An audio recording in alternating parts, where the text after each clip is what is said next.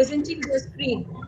All participants to stop presenting the screen and please switch off your audio and video.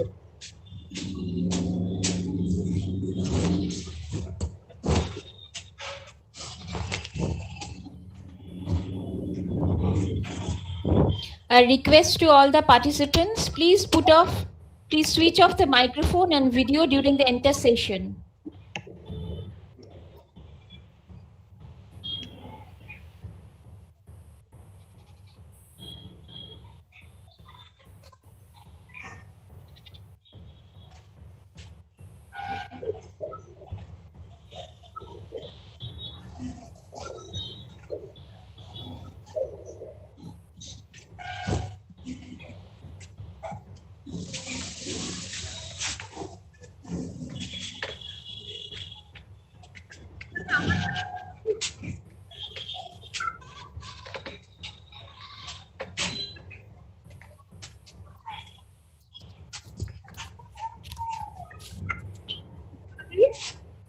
Hello, হ্যাঁ বলছি, আমার কি শোনা যাচ্ছে?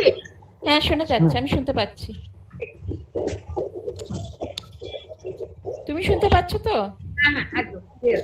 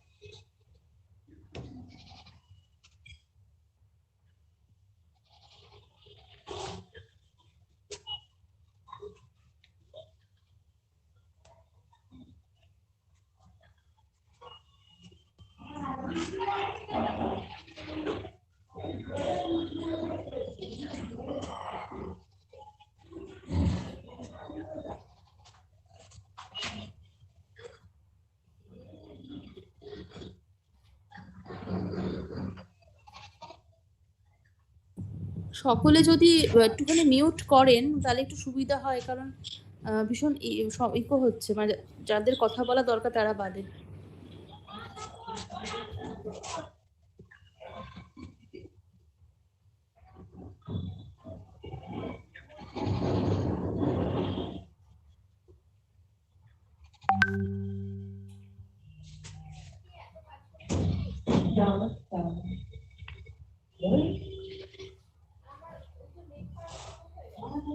লেখা যায়, পেন্সিল ব্যাগটা তো এখানেই আছে, দেখো।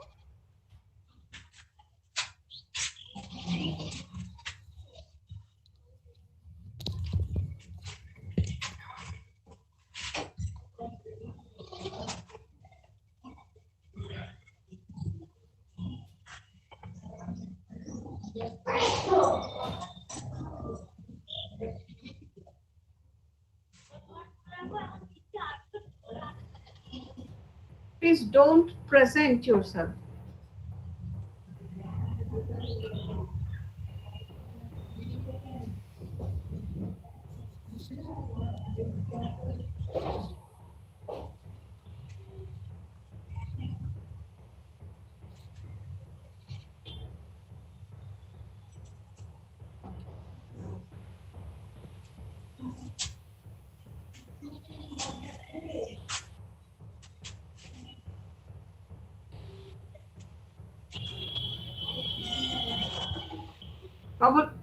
Kabalika, Shourab, where is Shourab and Chandan? Just calling them. Let me call them.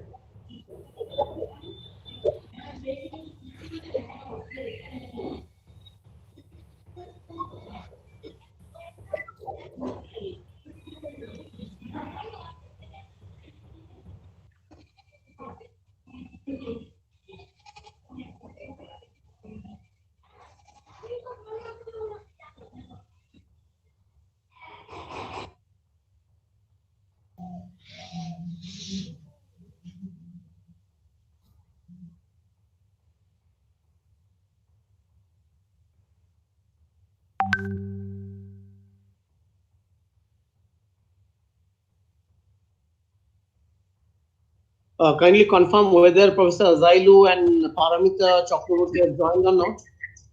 No, sir. Hello?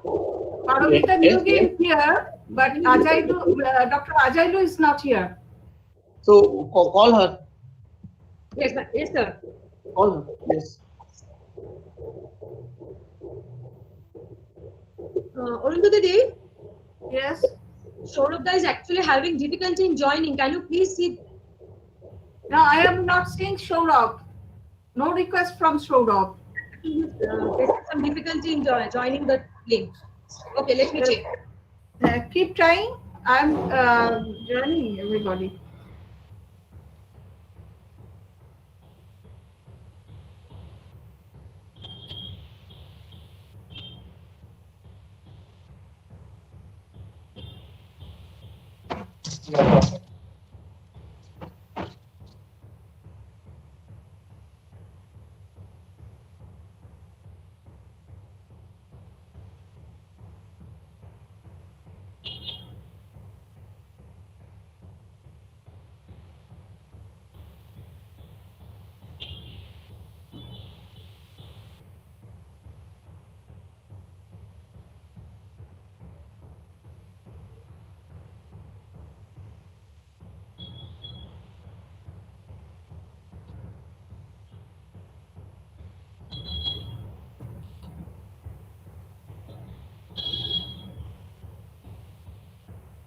Dr. Ajailiu is here.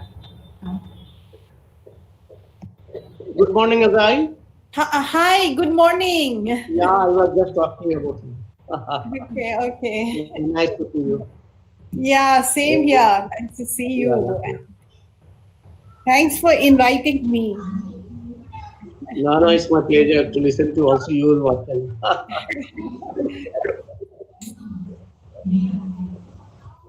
So already quite a lot of people. 75.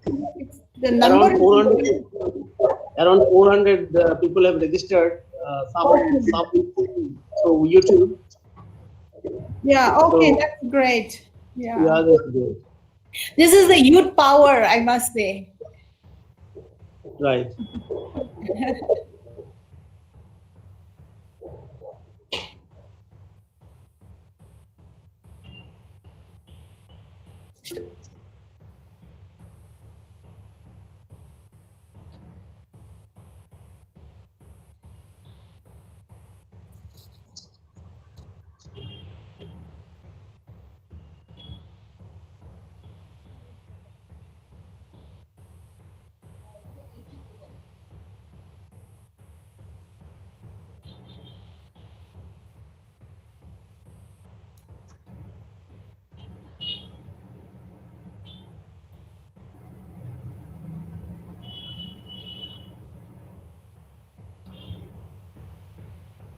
Okay, let us start the webinar. It's already 11:01. Okay, I am not joining anybody for Saurabh or Chandan. Where is their request? No request from them. I am not getting any request from them. Actually, I called them. They are having some difficulty in joining. No, difficulties from joining means the net problem. I don't know. I've already sent them. Oh, the- I got Saurabh. Okay. I think we should start now. It's already Okay. Yes. okay. A very good morning to all respected dignitaries and participants present here. On behalf of Tarakeswar Degree College, I would like to invite you all to this one-day national level webinar on human trafficking in India, organized by the Department of Sociology in collaboration with Women's Health. Here, I am extremely happy to share that we have got an overwhelming response, not only from West Bengal, but also from India and even beyond that. Due to some urgent official work, our respected principal sir is unable to join the webinar today, but he has sent his best wishes for this webinar. Now to request Associate Professor of this webinar, IQC coordinator, and coordinator of Women's Health to say a few words and kindly inaugurate the session. Arundhati ma'am, over to you. Okay.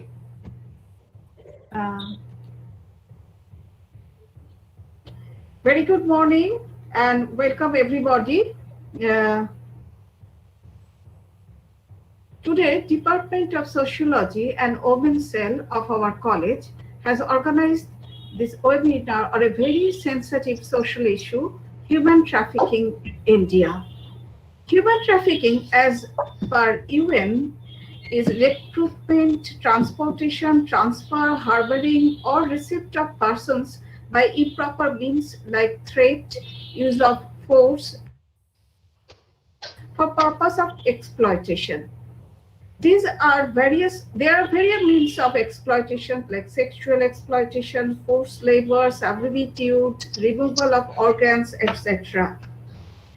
United Nations Office for Drugs and Crime has a report says that worldwide, most of the victims of trafficking for sexual exploitation, not only women, but men and children also forced into sex work and held against their will. In India, according to the National Crime Record Bureau, in 2018, 5,264 cases of human trafficking were reported. Among them, 64% were women and 48% were below under 18 years old. And this is very alarming situation. In India, our state, West Bengal, reports as most affected states. According to the NCRB, in 2016, West Bengal reported the most children trafficking, 34% of all, and 86% of them of girls. Nationally, 3 in 5% trafficked were children. Economically poor classes are mainly victim of these malpractices. Other than that, lack of job, migration from borders are also main causes. We have laws against trafficking, child labor practice. We have Juvenile Justice Act, but I think only law will not do anything unless or until we have become conscious about this situation. So we have organized this webinar to create some awareness about this very relevant issue. And today's seminar, we have 3 eminent speakers to discuss about this issue. We honored to have with us very senior professor, Dr. Biswajit Ghosh, professor, Department of Sociology, BurdwanUniversity, and Dr. Ajailiu Niumai, professor and head, Center for the Study of Social Education and Inclusive Policy, University of Hyderabad, and child protection specialist, Ms. Paramita Neogi from Unicef, Office of West Bengal. We are eagerly waiting for this webinar and their session. Now I hand it over to Komalika to continue with the webinar. Thank you, Arundhati ma'am. Now I would request Dr. Shutanuka, Assistant Professor, State of English Department and Head of Department, to say a few words. Ma'am, over to you. Good morning, everybody. Women empowerment. Hello. Yes, ma'am. Okay. Women empowerment and gender equality are the most important requirements for the enlistment and progress of our nation. In the effort to make Tarakeswar Degree College a strong kernel of gender sensitization, the Women Development Cell has been constituted. The cell works with an aim to create a gender-sensitized community within the campus as well as in the society. It has been organizing varied academic, technical, medical, cultural, and social events for the upliftment of women and spread the real importance of gender equality in the society. Our objective is to stress upon the development of women in every sphere, to organize events and activities for women empowerment, to create an environment that will help women realize their full potential and give their best. Our vision is molding and enlightening the young minds and pave their way to grow into balanced and better human beings. And our mission is to encourage female students to be self-reliant and economically independent, to instill positive self-esteem and confidence in the female students so that they can take the right decision in and for their lives, spreading awareness among the students about the social, legal, and constitutional rights of women in order to prevent the exploitation based on gender. Making females cognizant about different kinds of violence, sexual, physical, and mental, and to further equip them with the knowledge and strength to fight against them. We are creating awareness about the need of gender equality, providing equal career opportunities to all the genders, eliminating deep-rooted beliefs of gender bias and discrimination. The Women's Cell and the Department of Sociology today is proud to organize this webinar on human trafficking in India. Since there are a large number of participants from all over India, I would now like to draw your attention to follow certain instructions. Please switch off the microphone and video during the entire session. Please put forth your questions at the end of the lecture to each speaker in the chat box for both Google Meet, and YouTube. These certificates will be provided to all participants after filling up the feedback form. Feedback forms will be given after the webinar in the chat box and WhatsApp group. Thank you all. I now hand over the microphone to Kamalika Mitra. Thank you, ma'am, for such wonderful words. Now we move on to the main part of the webinar. As Arundhati ma'am said, we are very fortunate to have eminent speakers among us. Now, our first speaker of today's webinar is Dr. Professor Biswajit Ghosh from the University of Burdwan. I would request Mr. Animesh Pan, State-Aided College Teacher of Sociology Department, to kindly introduce Dr. Ghosh. Over to you.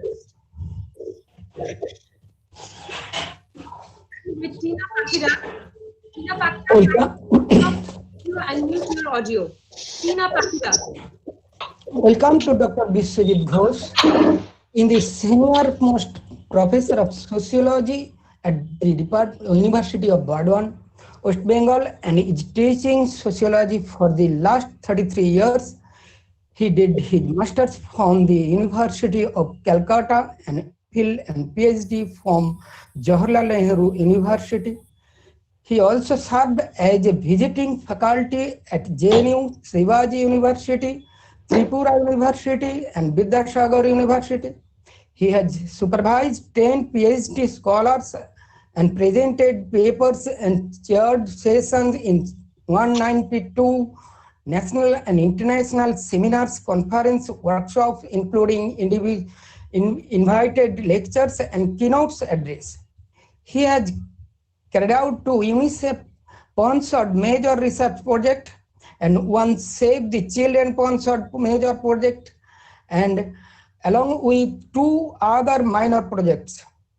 He has authored 93 articles, including reviews, e-content, and study models, and written 3 major policy documents of UNICEF government of West Bengal.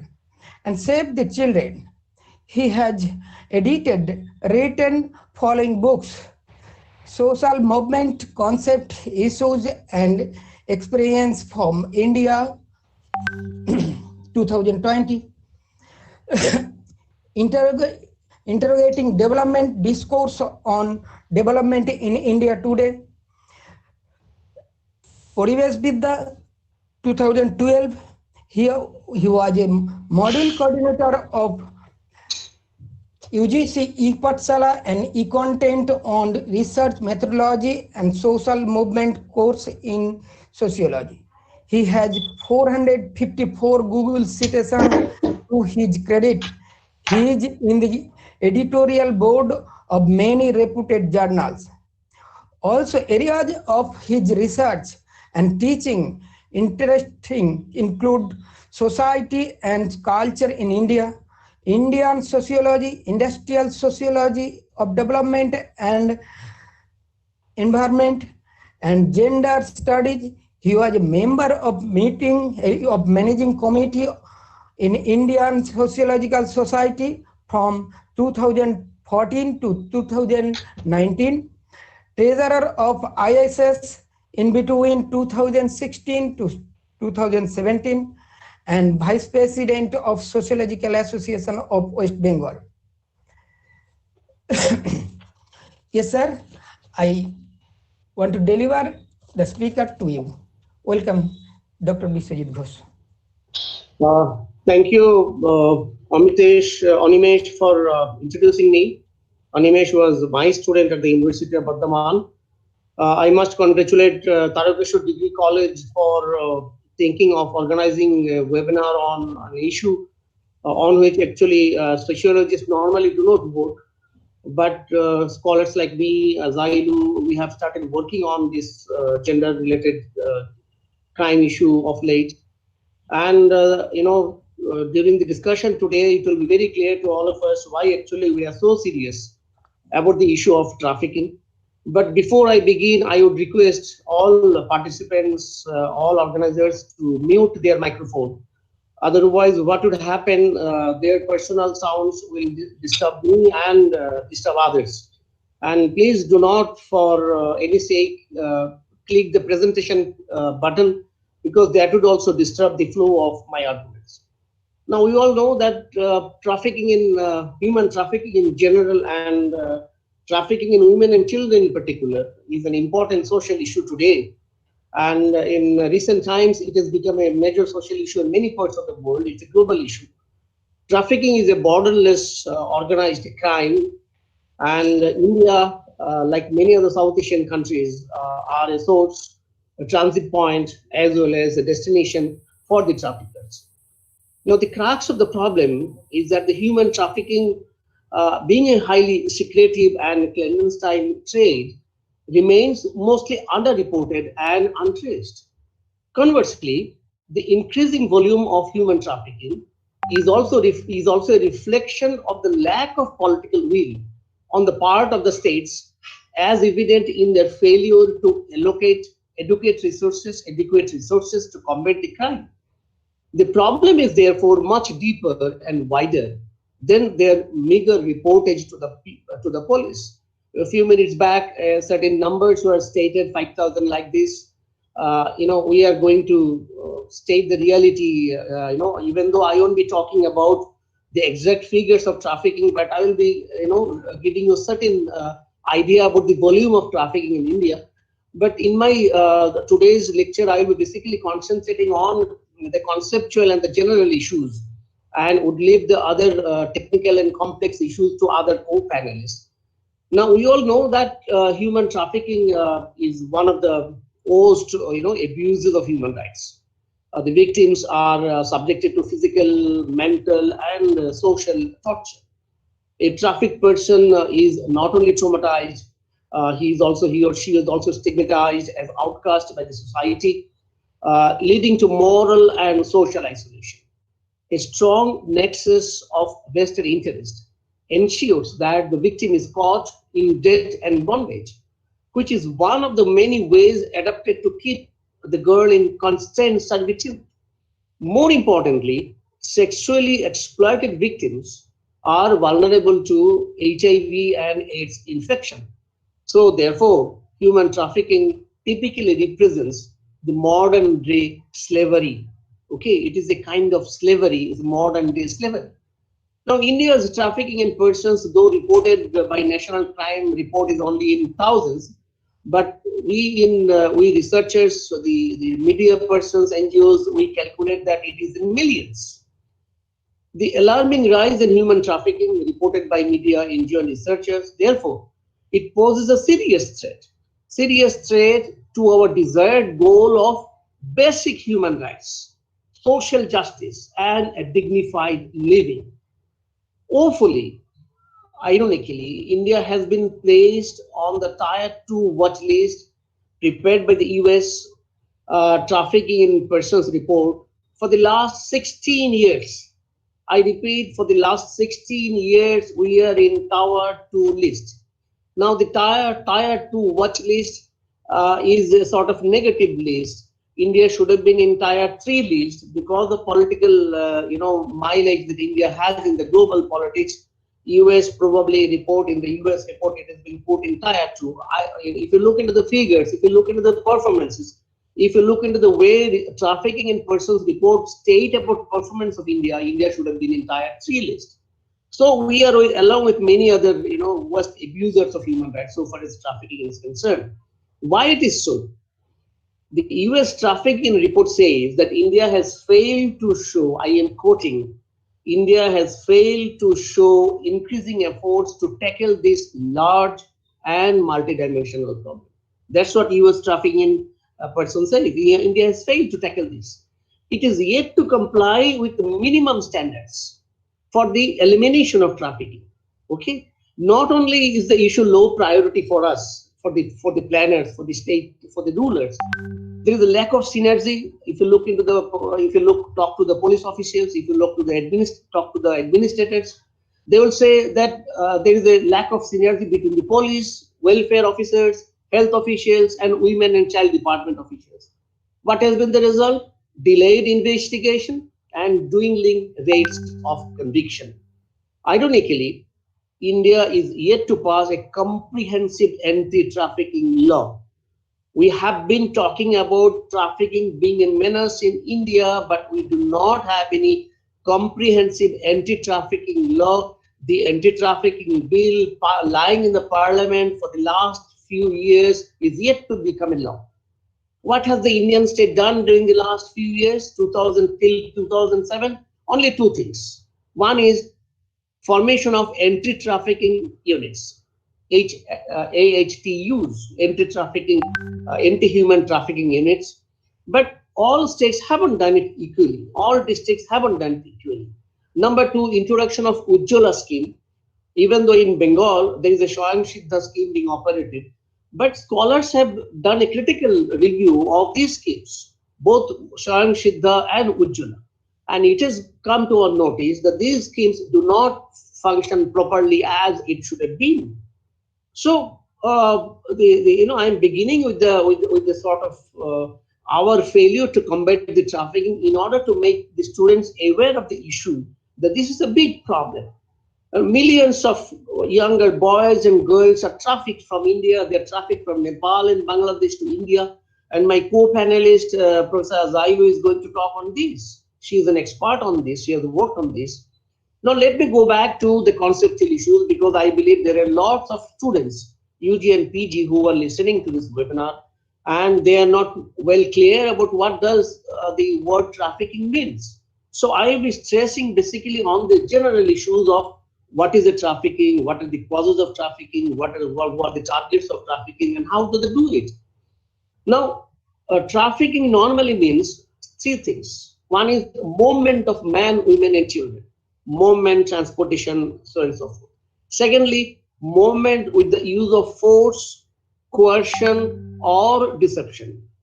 And thirdly, movement for the purpose of exploitation, whether economic exploitation or sexual exploitation.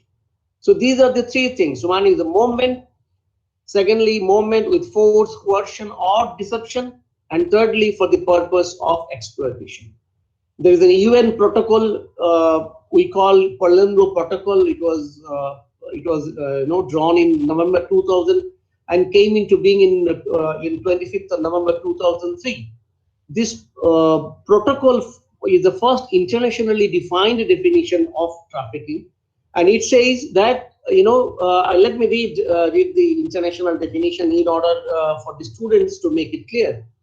It says trafficking is recruitment, transportation, transfer, harboring, or receipt of persons by means of the trade or use of force or other forms of coercion or of abduction, of fraud, of deception, of abuse of power, or of position of vulnerability, or of the giving and receiving of payment or benefit to achieve the consent of a person having control over another person for the purpose of exploitation.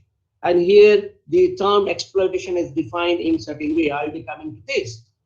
Now this definition deals about means of trafficking, the exploitative consequences of trafficking, and more importantly, the issue of force or coercion that separates trafficking from migration and smuggling. It also talks about preventive measures, victim compensation, and repatriation. As a lot of global citizens are trafficked, so repatriation also is an issue. However, it is argued that this definition was elaborated mainly in the context of crime control rather than with a focus on human rights. So therefore, it does not particularly provide protection to prostitutes who are also victims. Many prostitutes are victims. Okay, so the protocol also lacks a clear definition so far as the term exploitation is concerned. It also assumes a very clear line between legal and illegal migration, whereas in practice, this is a much more fluid process. Notwithstanding such limitation, we have accepted it because this is the only accepted definition that we can accept as of now. This definition clearly mentions the purpose of trafficking. What is the purpose? Sexual or other forms of exploitation, and it distinguishes between forced or types of consent that is basically collected from the victim, and it distinguishes between manifest consent and informed consent. Manifest consent means consent given initially without proper knowledge, and informed consent means with the knowledge that a person will be a victim, person will be cheated, she will be falsified, she will be deceived. That kind of information is never given initially when a person is transported or person is shifted from one place to the other. So this is basically a problem with the issue of trafficking. Now, there are many technical issues which actually make the problem of isolating and tracing a trafficking victim very difficult. What are these issues? Now, the smuggling and trafficking follow similar steps. Okay, hence the traffickers are able to manipulate these processes and create illusion that a person is just migrating, right? Or smuggling is being smuggled to another country.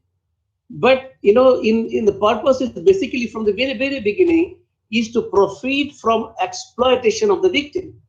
So the critical factors that isolate trafficking from other processes of physical movement are, number one, nature of consent, whether it is manifest or informed consent. Secondly, the intention of the agency transporting people. Obviously, the persons transporting the people, the intention is exploitation. And finally, the end consequences of movement, what happened finally. Herein actually the major problem, because unless and until a victim comes out with her misfortune at the end of the process, you are not able to say that she is a victim or not. For instance, you are traveling by a train and you find that some people are traveling to Mumbai and some agents are taking them to Mumbai or Delhi. Now you doubt that this could be a case of trafficking, but you are not sure unless and until the victims clearly say that they are being exploited at the end of their journey. Okay, so often unless and until the victims speak out, you are not sure that it's a case of migration or it is a case of trafficking. Now, like migration, there are cases of abduction, child marriage, bonded labor and child marriage. They also exist independently. But in reality, there are these are some of the modus operandi of trafficking. Furthermore, trafficked women and girls are mostly forced into the sex trade, although all trafficked women are not prostitutes. So, the distinction between trafficked and non-trafficked prostitute is a mystery. Unless and until the victim clearly reveals supply, you cannot say that a prostitute is a trafficked or not. So what I'm basically talking about, the problems in identifying a victim so far as the nature of crime is concerned. Okay. Now let me come back to the legal issue. The law that exists in India, I have already told you that there is not a comprehensive law. India does not have a comprehensive law. We have been talking about a comprehensive law, but yet now there is the bill hasn't come into focus. Now the Constitution of India, since the beginning, it talks about preventing trafficking under Article 23. Okay, and we also have an act, the Immoral Trafficking Prevention Act, ITPA in short, but it talks only about sex trafficking. This law stresses more on prevention, and it also prescribes several penalties for those involved in the process of sex trafficking. Now, it toughened penalties for trafficking of children, particularly focusing on, say, pimps, landlords, brothel operators, okay, while protecting the underage girl as victim. ITP also talks about protecting and rehabilitating the rescued girls. But interestingly, prostitution is not an offense under ITP. So a person voluntarily pursuing prostitution, you cannot say she is trafficked or she is related to trafficking. But on the other hand, running a brothel or allowing premises to be used as brothel or living on the earnings of a prostitute or procuring a person for the sake of prostitution or detaining a person for the sake of prostitution, they are crime. So actually this is a legal issue, complicated issue. Prostitution is not a crime, but several other things related to prostitution is a crime. You cannot depend on the earning of a prostitution. You cannot detain a person for prostitution. So, if a police raids a particular premise and the person says that she does it voluntarily, how can you distinguish between trafficked victim and non-trafficked victim? So this is another issue that, even finding out who is a victim of sex trafficking is not clear so far as the situation is concerned. Now, apart from this ITPA, there are several other sections under Indian Penal Code, which also talks about preventing trafficking. There are 7 important sections. One section is 366A. It talks about procuration of minor girls under 18 years of age. Then section 366B, this is importation of foreign girls under the age of 21. And then section 367, kidnapping and abduction for slavery and unnatural lust. Section 370, trafficking of persons. Section 370A, exploitation of a trafficked persons. And section 372, selling of minor girls for prostitution. And finally 373, buying of a minor girl for prostitution.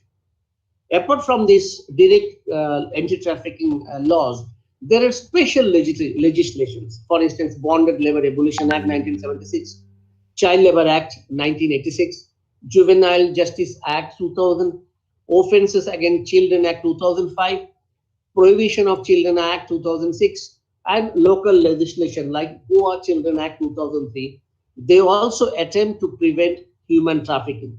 Let me remind those who are listening, the only Indian state that has a law to prevent trafficking is Goa. No other states, which are normally known to be source destination, they have a particular law to prevent trafficking. Now, human trafficking in India, they are grouped into three types. One is the commercial sexual exploitation. Secondly, for exploitative labor. Of late, in the age of globalization, this has become a major operandi. Then other forms of exploitation like organ sale, okay, like kidney sort of trafficking or other body parts trafficking. Then trafficking a person for begging, for the purpose of begging. Then camel joking in some Asian countries of South Asia, this is a kind of sports activity where children trafficked from Murshidabad, Malda, they are put before the camel, and camel is asked to run. So in Saudi Arabia particularly, this kind of play, dangerous play, is being celebrated. So these are the purposes, these are the kinds of trafficking that happen. Apart from prostitution, apart from whatever I have seen, they are also pushed into domestic help in cities like Mumbai, Delhi, petty crimes, in pornography, right? In dancing, Londa dancing, for instance, Londa dancing is performed particularly by third gender persons, hijras, for instance, kotis, for instance, they do Londa dancing, and most of those Londas, they dance like male, a male body dances with the female sort of posture. This is called Londa dancing, and they are mostly trafficked. Then for agricultural purpose in northern India, where there is a shortage of laborer, organ trade and drug trafficking. This is also a major modus operandi, and many transgender persons are also used in drug trafficking. Interestingly, sex tourism, which has become a major thing in globalized era, and increasing demand for cheap labor across the sort of thing, they have contributed to the huge flow of people from rural to global places. In northern India in particular, where the number of girls, are very less. So young girls are trafficked from Bengal, Bihar, and Orissa to meet the demand for brides. And you will be surprised to know that a person keeps as many as 14 to 15 wives, right? They are not treated as wives, they are treated as agricultural laborers in order to work in their farms.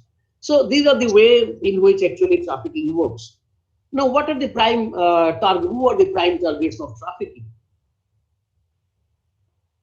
Obviously, marginalized people are the victims. And I have seen that communities like families of poor Muslims, scheduled caste and scheduled tribes, right? Landless laborer, worker who is working in the informal sector, low-paid worker, then marginal and seasonal workers. Then also among the dropout adolescents, deserted and widow women. Then unmarried women, remaining unmarried is a sort of social sort of crime in India. So the children of broken family, either the father has died or the mother is not there, or both the children are living with the other family members. Then victims of natural calamity and pandemic. Of late, during Corona time, a lot of younger boys and girls are trafficked across the world. So these are the moments which actually are being utilized by all traffickers in order to traffic a victim. Then obviously, what are the causes of trafficking? Normally, we divide them into two types. One is the push factor, the other is the pull factor. Push factor is obviously the poor socio-economic condition of a large family.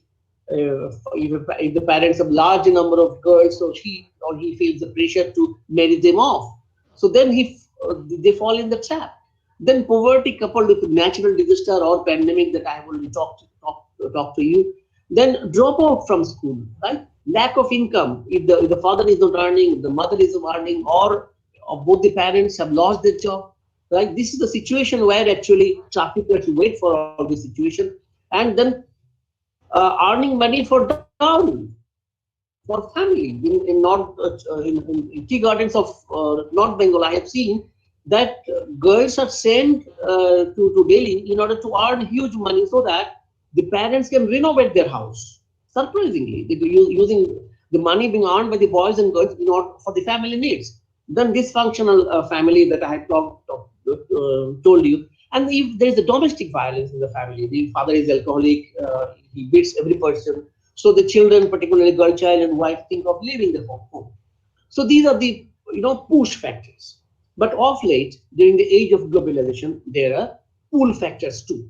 Now, lucrative employment opportunities and propositions in big cities. I have seen in North Bengal tea garden, then beautiful pictures of bungalows are shown to younger boys and girls.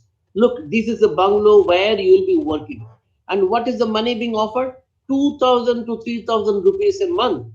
Can you imagine when a father earns 1,000 rupees a month, the younger daughter will be earning 2,000 rupees a month and will be living in a bungalow like this.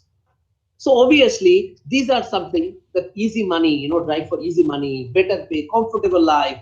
And often the younger boys and girls living in remote areas, having no work opportunities, no future of their own, they think, what is there in life? Let's go to Delhi. Let's take the risk of earning more. Okay. And then there is for adoption also, people also adopt. It's also method for trafficking. Adoption not for the purpose of adoption for the purpose of using them for trafficking, right? And there is an expanding sex industry that I have already talked to you. Due to female feticide in northern India, I have already told you in Rajasthan, for instance, there is a huge demand for girls from Uttar Pradesh and Rajasthan and all full of northern India, girls from Bengal, Bihar, and Orissa. Then another reason that is more important is weak enforcement machinery.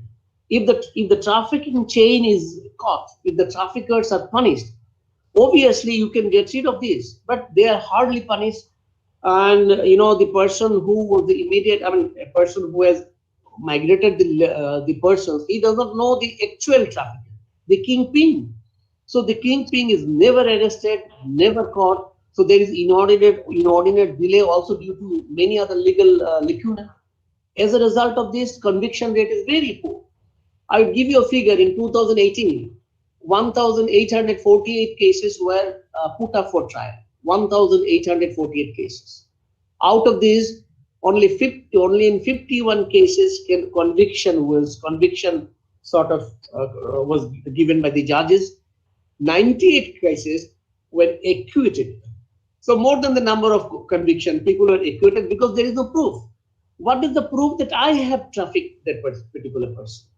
And in 1,699 cases, they were left pending. Now, what happens if a case is left pending? The girl who is there kept in jail or kept in home, she is being, re-socialized by the trafficker by saying that, look, you are in, you are living in a jail, you are living in a home, you are denied of the income. So you say one thing, you cooperate with us, you say lie, you say that you are not trafficked. So what happens if the case is delayed for 1 or 2 years? The person who is a victim, they overturn. They start saying lie. So ultimately, cases are not proved. So this is the legal sort of process where, as a result of this, the push factor also is important. And as I have told you, in the age of globalization, there's so much of stress on trafficking, on tourism, on entertainment industry. And interestingly, use of electronic technology has been used by, electronic technology has been used by the trafficker to trap young girls. For instance, a girl of a rural area, posts her picture on the Facebook. So a person who is in her friend list, they get to know this is the girl of this. So they collect the picture and they send it to the trafficker. So this is the face structure, and this is the way this girl looks. If you're interested, then I will develop friendship. Then they develop friendship. They come with marriage proposal. I will be coming to this later on. And this is the way they trap a young girl who doesn't know the traffickers wait for her pictures to be uploaded in their Facebook. So by just uploading a picture, probably you wait for number of likes. So since you wait for number of likes, you offer any kind of proposal of friendship, you accept, because he or she will be liking your picture, but ultimately you are under trap. So the way electronic technology is being used in order to traffic girls, young girls in particular, should be kept in mind in contemporary era. Now, what are the modes of trafficking? One major mode is, I'm looking at the watch because the time is a constraint also for all of us. I expect all speakers to speak first because the discussion then become really lively. Okay, the major operandi is child marriage. Why the major operandi? Because in a situation when arranging marriage is a big problem for poor parents, traffickers come forward with proposal of cash rewards minus dowry. Normally what happens in rural area, they expect dowry. Okay, but the young boys, good looking boys, and the boy will say he's a professor in Bihar. See, illiterate girl from 24 Pargana or Midnapur in district of rural area, Bengal, they are fixing a marriage proposal of a professor of a college from Bihar, a good looking boy. They should start doubting from the beginning. So they don't doubt because the party gives them 10,000 rupees to organize the party. So people come, they eat, they give her good dresses, they give her everything. Okay, so marriage conceals certain things, and it offers valuable time when probably a case should have been reported to the police that the girl is going missing, right? Had it been a case of elopement, it would have been reported to the police. But even then, police do not work. I will be coming to that. So child marriage is a major operandi. It saves the trafficker. And if you can pass 1 or 2 months after marriage, right? If you can pass that kind of time, you can never catch hold of the trafficker. And only if the victim somehow can flee from the area, then only you can get to know the process of thing. Then elopement. Love marriage is a major trap, my dear friends, is a major trap these days, right? Those who are being trafficked, they are trafficked by close relatives, lovers, husbands, maternal uncles, relatives. They are the persons who are involved in trafficking. You cannot imagine this. Then fake marriage. Marriage is not taking place, but you are given the impression this is the marriage. Then false recruitment. You are told that you are being recruited, but it's a false. Then kidnapping and abduction of children. Then transportation with the consent of the guardian. A guardian, I have seen in Jalpaiguri Tea Garden, the father is alcoholic, so he has given 2 bottles of wine. He's very happy. He gets 2 bottles of wine, and he is being asked, "Aapka beti hum le jate. I am taking your girl, and she will be working in such and such field." And the father agrees. So with the consent of the guardian, the young boys and girls are taken to Nepal, to several other places. So the young boys and girls are lured to work in cities, and they cannot actually avoid this sort of thing. They really caught in trap. What are the things that emerges from whatever I am saying? I'll be basically concluding what I'm saying. Human trafficking is a social legal problem. It's a social problem. It is a legal problem. It's not only a legal problem alone. It's also a social problem. We need to treat it as a social and emotional problem. And therefore, its symptoms are of much deeper than actually it is revealed in society. So there cannot be any instant remedy for a crime like trafficking, because it is very difficult to detect a person who is trafficked, and then estimate the number of cases, and then preventing is also difficult time. Why? Because whenever a police gets to know that somebody is being trafficked, the team is to move immediately. Now, whenever a team reaches a place and arrests certain persons, they should have witness. They should have local witness to show that they were involved in trafficking, and that's why they were arrested by the police.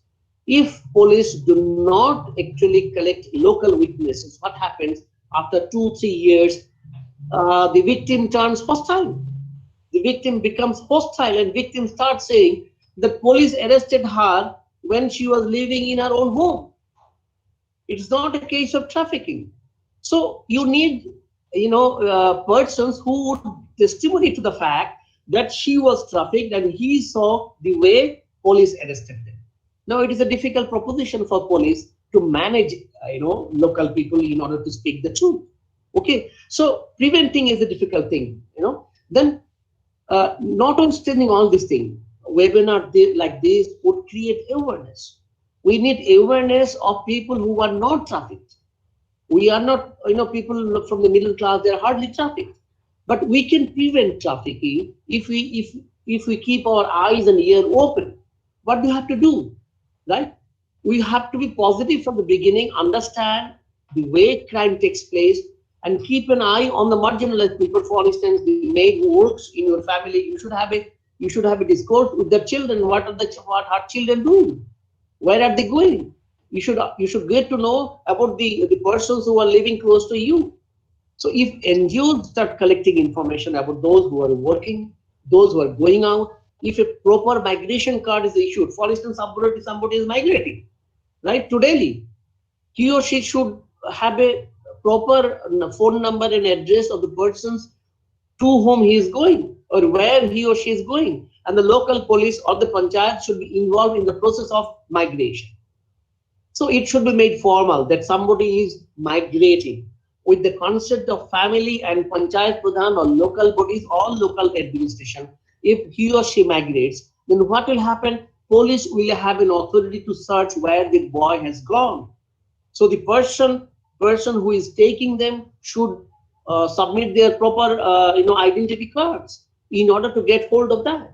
So obviously this calls for huge changes in our legal system. It calls for huge system changes in our own mentality, right?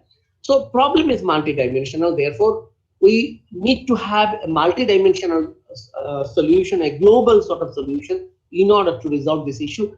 I remember Paramita might reflect on this, when I was working with UNICEF, the government of India, government of Nepal, and government of Bangladesh, they were asked by UNICEF to have a contract, to have a pact signed by which repatriation becomes very easy. You know why? Because whenever somebody, a foreign girl from Bangladesh or Nepal is arrested, she's first arrested as a foreign girl, as a foreign citizen. She is not a victim first. She's a criminal first. So she's arrested as a victim, as a criminal of the Foreigners Act. Now, if countries like Nepal, India, Bangladesh have a common pact that anyone who is being trafficked would be a victim first, then repatriation becomes very easy. So an expert from Nepal came to India, UNICEF expert came to India, he went to Bangladesh, but government of India also took some initiative, but ultimately that did not materialize. So we need international effort in order to combat international trafficking. Then, it cannot be combated only by national governments, right? We as citizens, we have our responsibility. Our social responsibility in order to stand for a victim of domestic violence, for instance, right? In order to ask the migrants who are going out to look out for the address of the persons where they are really going. There are cases of younger boys from Siliguri who have been transported to Bhutan. Initially, when they reached Bhutan, their passports were taken by the person who trafficked them.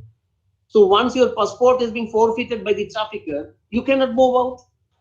So this is the modus operandi. They say they will be paying you 200 rupees a day, but they don't pay you ultimately, and they start beating you, exploiting you. And the case becomes a reality only when some boys could flee from hospital where they were being admitted. So given all these things, there should be much more legal effort, administrative effort, international effort, and social effort. What I'm basically arguing that there should be short-term and long-term measures to combat trafficking, and unless and until we do it, there won't be any stop to trafficking. It will be increasing, and the way it has increased during the last 10 years or so, there will be no stoppage to trafficking. So with these few words, thank you very much for listening to me patiently. I would request the organizer to invite the next person, because if you take question answers, the flow of the arguments will be disturbed. Let all the speakers finish fast, and then maybe we can take up question answer collectively. Thank you very much.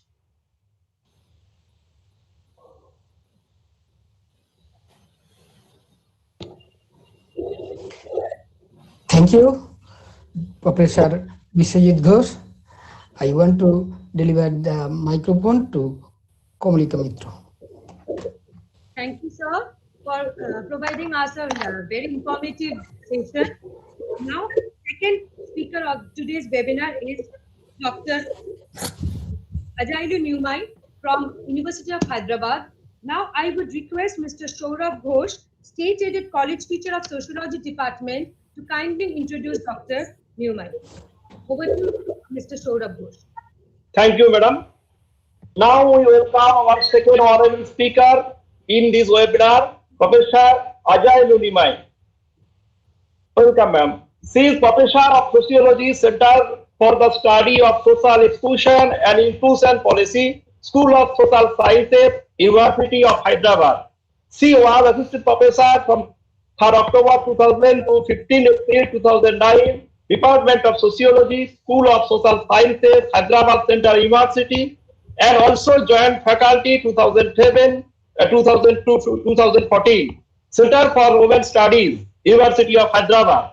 She is interested in various research fields. These are sociology of gender, Indian diaspora, Northeast studies, NGOs, and civil society. She has awarded the Ramon Postdoctoral Fellowship in the USA for the year 2013-2014 under Indo-US 21st Century Knowledge Initiative by University Grant Commission. She also awarded the first fellow grant in 2006 by Collaborative Arts and Research Translation for the Human Environment, non-profit organization in Iowa City, USA. She writes various articles in the national and international journals. Now I request ma'am, please it over to you, ma'am. Thank you, Saurabh Ghosh, for that nice introduction. And Thank you, ma'am. I am very grateful to the principal of Tarakeswar Degree College, Dr. Amal Kantahati, and also the seminar convener and head of Department of Sociology, Kamlika Mitra, and joint convener, Dr. Arundhati Maulik, for inviting me today. It is my immense pleasure to share this online platform with my colleague, Prof. Biswajit Ghosh, and also with Paramita Neogi from Unicef. Professor Biswajit Ghosh and I have a long relationship since, we work under the same professor, M.N. Panini.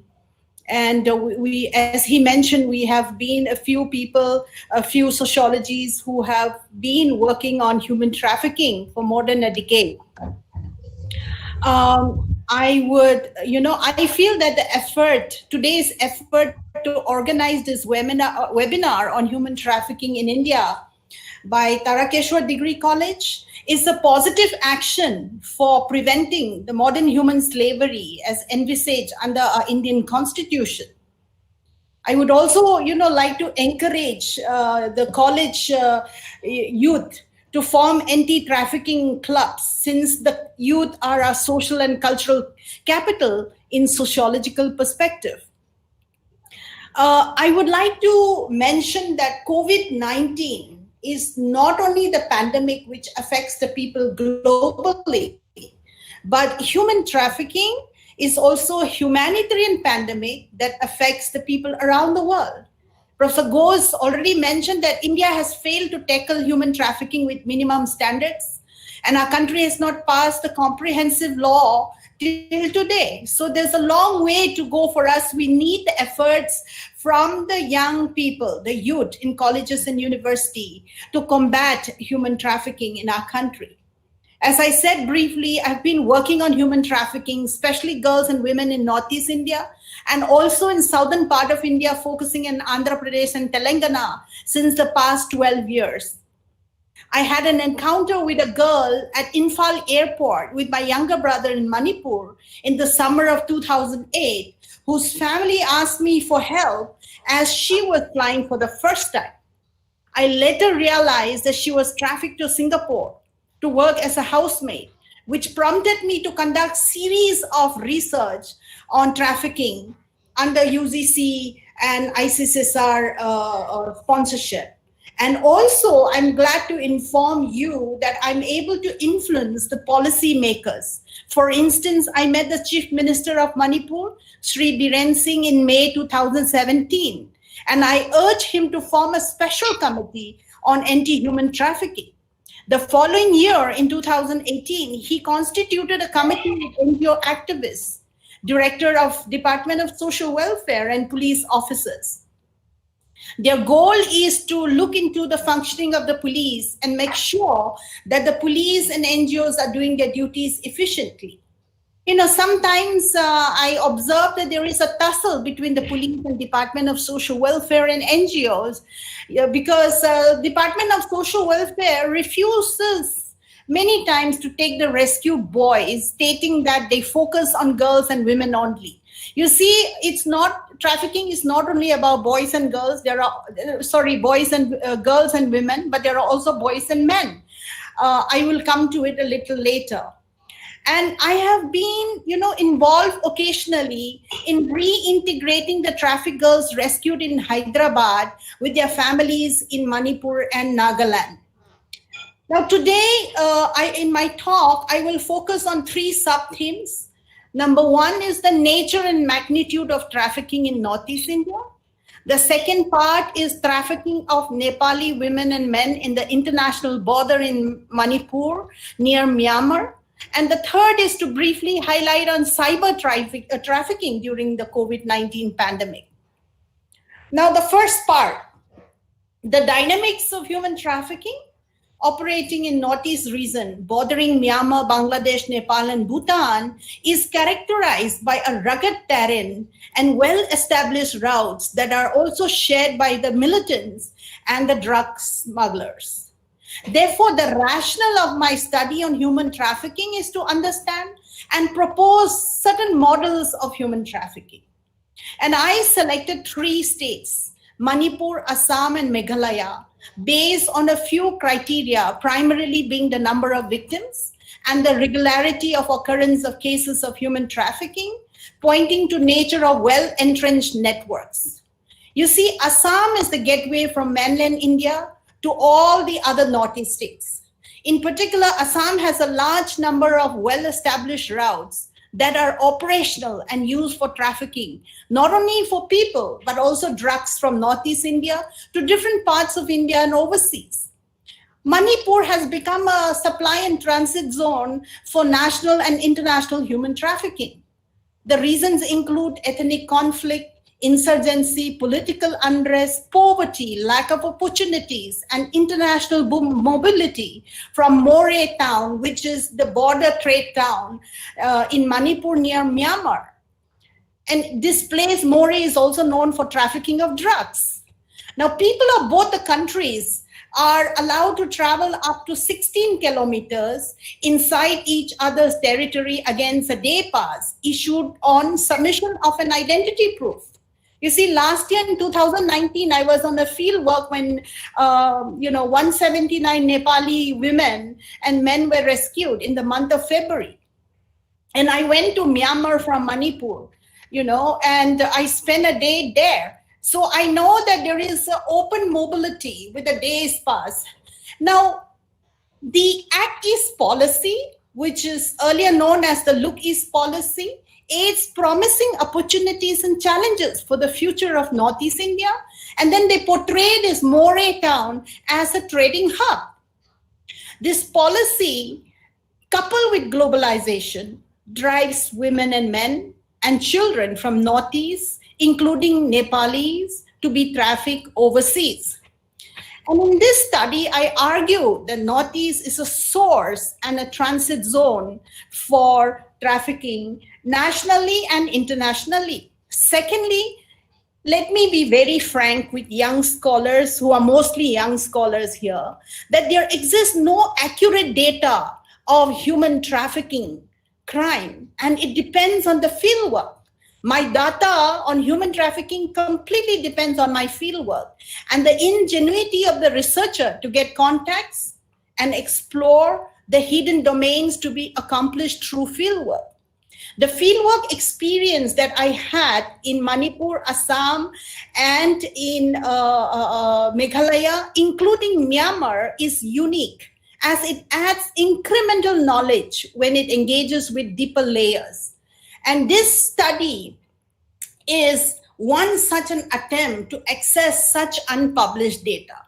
Thirdly, I argue that human trafficking is caused by the culture of a neoliberal economic order as the causal or sufficient variable.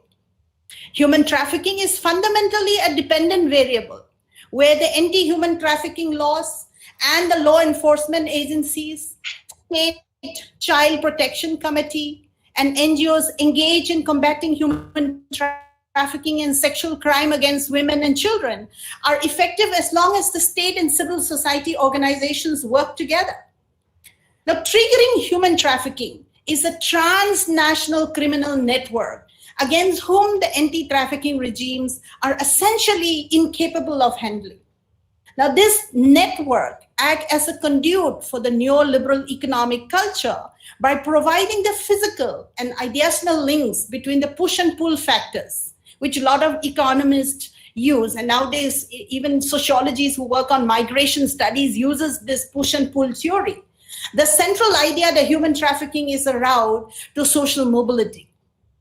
Neoliberal economic culture also acts as an attractive soft power for victims of human trafficking towards the metropolitan cities, thereby providing the missing link between trafficking and the pull and push factors. One has to extrapolate the category of metropolitan cities as distinct from other urban centers, as the metropolitan cities by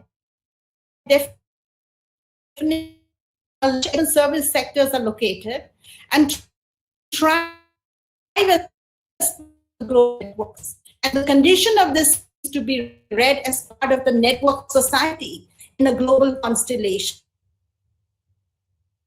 Are more vulnerable to human trafficking. Which social groups are the targets of traffickers?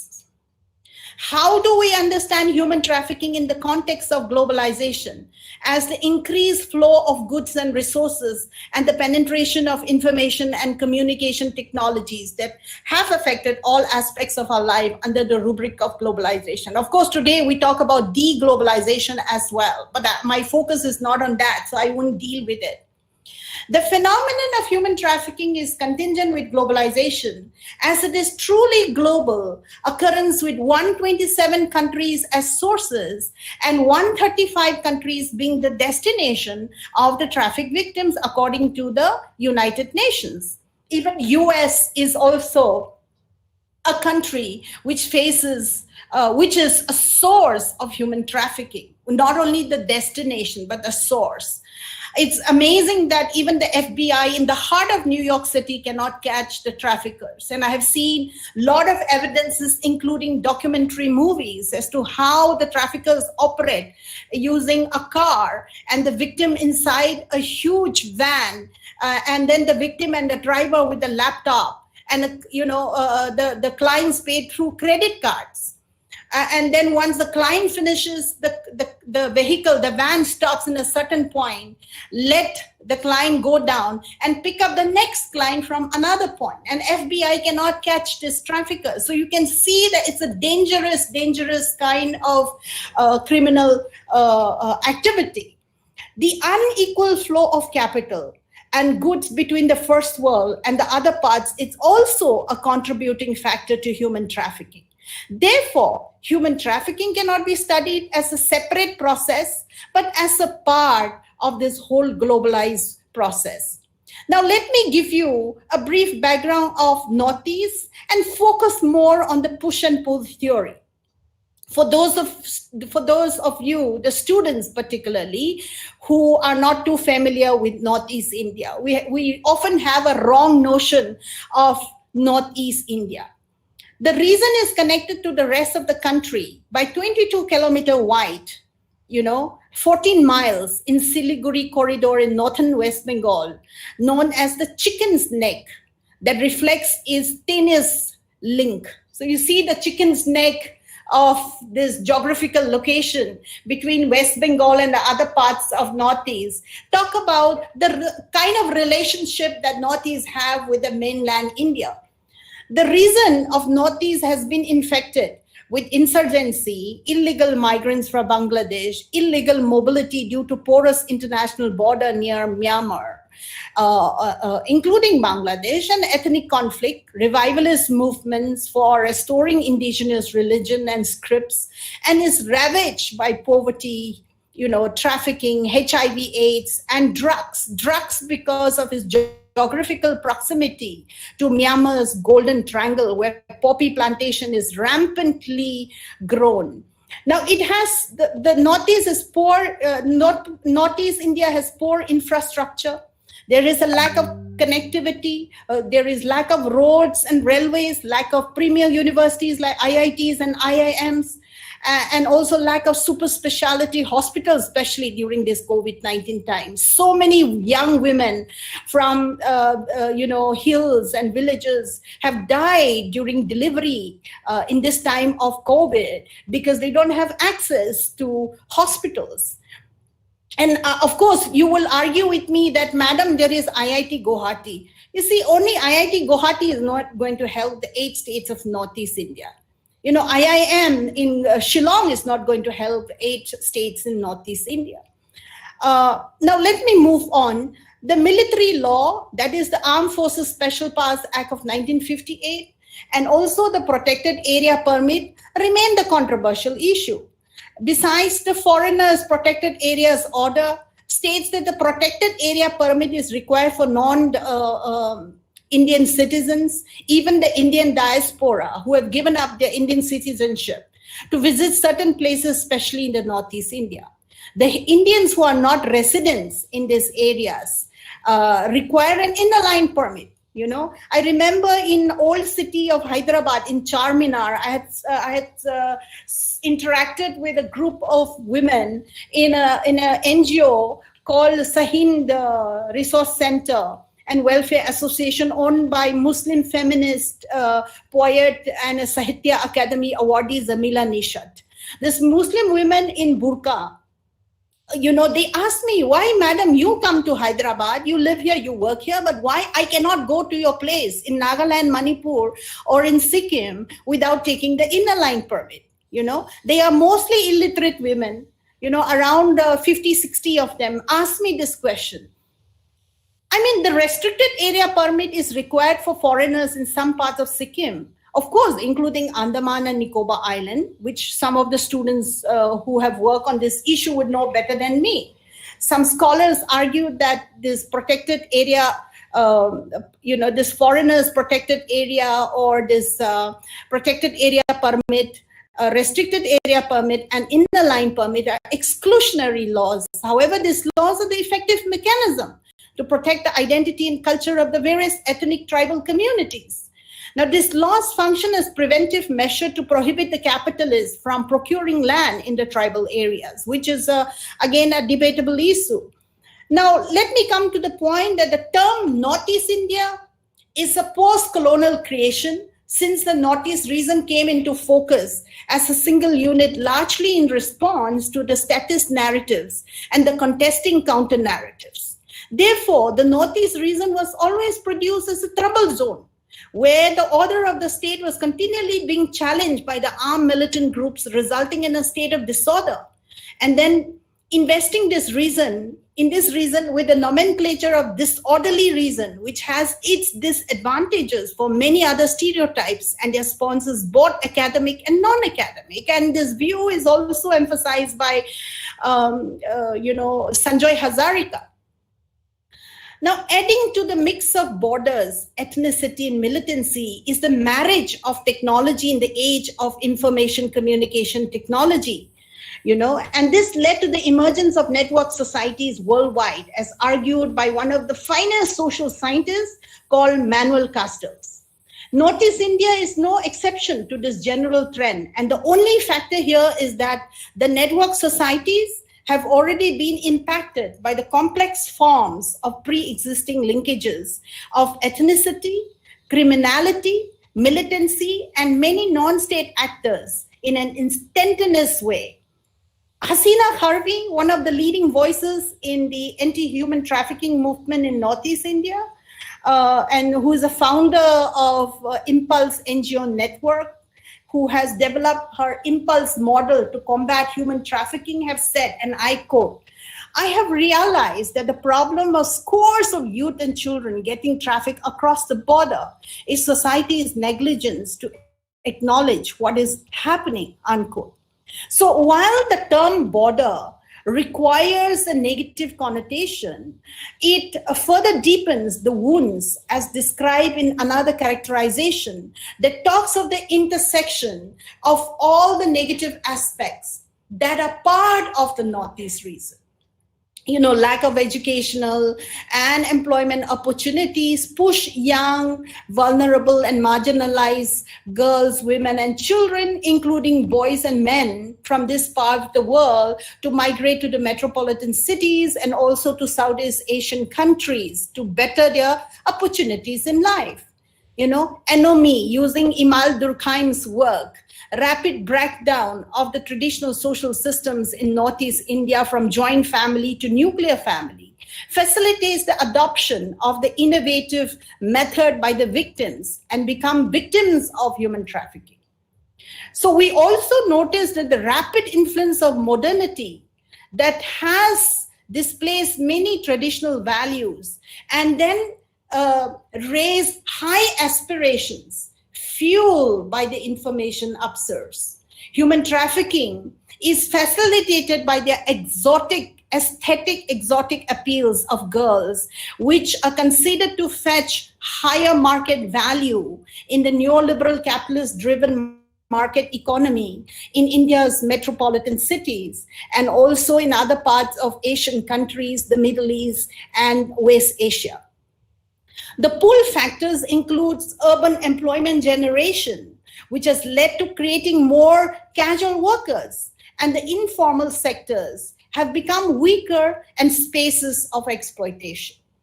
There are studies which reveals that Nepali girls and women were trafficked and sold into Indian brothels and illustrate how trafficking of girls and women have occurred within the intersections of larger structural conditions and micro-level factors. Like, for example, Mary Crawford has been working on Nepali women and how Nepali trafficked girls are thrown into Indian brothels. Nepali women are trafficked through different routes and for various other destinations and nations, not only India. Especially today in my study, I found they're trafficked to the Gulf and Southeast Asian nations. There are a good number of Nepali girls and women who have been trafficked to various cities in China, where they are forced to work in cabin restaurants and dance bars. And there is an open border between Nepal and China and free movement of people as one of the various factors for increase in sex trafficking of Nepali women and girls. So the above case confirms the trend, where 179 Nepali traffic victims were rescued in international border trade town Moreh and Imphal by Manipur Police and Department of Social Welfare, with some NGOs in the month of February 2019, as I said in the beginning, which found that Nepali girls and women were trafficked to the Middle East, West Asia and Southeast Asia. A huge number of them have already been trafficked in the previous year, that is 2018. Now, let me come to the methodology for those of you who plan to do research on migration and trafficking. I use a mixed method. I employed individual interviews, case studies, and observations by using semi-structured questionnaire. And I also adopt a purposive sampling technique and selective or subjective sampling method where the rescued traffic survivors who reside in Ujwala homes. I know Prof. Biswajit Ghosh mentioned that Ujwala schemes are a failure in many parts of the country, especially in West Bengal. But in Manipur, thank God, Ujwala scheme is still alive. Some of the interviews were conducted based on the respective NGOs' experiences with the survivors, where they have narrated stories about the survivors they have rescued. Now, in this study, a total of 136 respondents from Assam, Meghalaya, and Manipur were interviewed in 2018 and 2019, spanning 66 days. I flew from Hyderabad a couple of times, so total karke, it comes to 66 days of intensive field work. The respondents comprises of 13 police officials, including the sub-inspectors, the DIG, and also the superintendent of police, 12 NGO staff, 2 social activists, 2 officials from Department of Social Welfare, and 107 traffic survivors, of which 49 traffic survivors were from Nepal, who were apprehended in Imphal and More in Manipur. The unit of analysis in this study, especially in the context of Manipur, are 76 traffic survivors, including men. And secondly, to select additional respondents, I use snowball sampling technique, which a lot of sociology research scholar uses this technique, very common among our sociology students. Since gaining access to the traffic survivors is a Herculean task, and we managed to get access to them through the NGOs and the police. Now, NGOs are reluctant to allow the researchers to interview with the survivors directly, as they felt that we are re-traumatizing the victims. So, when I send my research assistant from Hyderabad to do field work, they rang me up from the field and say, "Madam, we talk to the police and NGO and social activists, but we're not allowed to interview the victims." And it's very frustrating because my research assistant, the girls, mostly the girls, I employ the girls not because I wanted only girls, but because, the victims of trafficking would be more comfortable to talk to the girls and not boys. And therefore, I am, by circumstances, forced to employ girls as my research assistants and research fellows. So they have a tough time. And finally, I told them, please come back to Hyderabad. And then I personally went. When I personally went to the field, the NGOs and the police allowed me to interview the victims. Perhaps they suspected, maybe I leave this part for question answer section as to why they allow me and not the research assistant to interview the victims. Now, let me come to the major findings. Majority of the respondents, are Nepali nationals in my sample size who were rescued in Manipur. Well, they were in transit to Myanmar. The traffickers planned to ship them to the Middle East and to West Asia, including Iraq, Iran, Afghanistan, from Myanmar. You may ask me a question, why these traffickers use Myanmar? Why they travel a long distance from Kathmandu, Nepal, different villages around Nepal to Kathmandu, from Kathmandu to Delhi, Delhi to Guwahati, Guwahati to Imphal. And then from Imphal to More, the border town, then from More to Tammu, and then Hitin to Rangoon and other parts of Myanmar, where they, arrange passport through the local traffickers there, Myanmar traffickers. And then once they get their Myanmar passport and get the visa from Myanmar, they traffic to different parts of the world. So I leave that for question and answer section.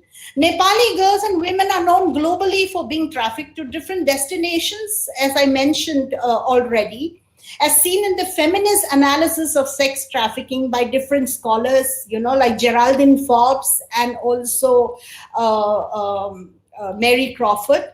The second largest group of respondents in my sample size are the tribal groups, basically the Kuki and Naga tribes, and a few, other ethnic communities.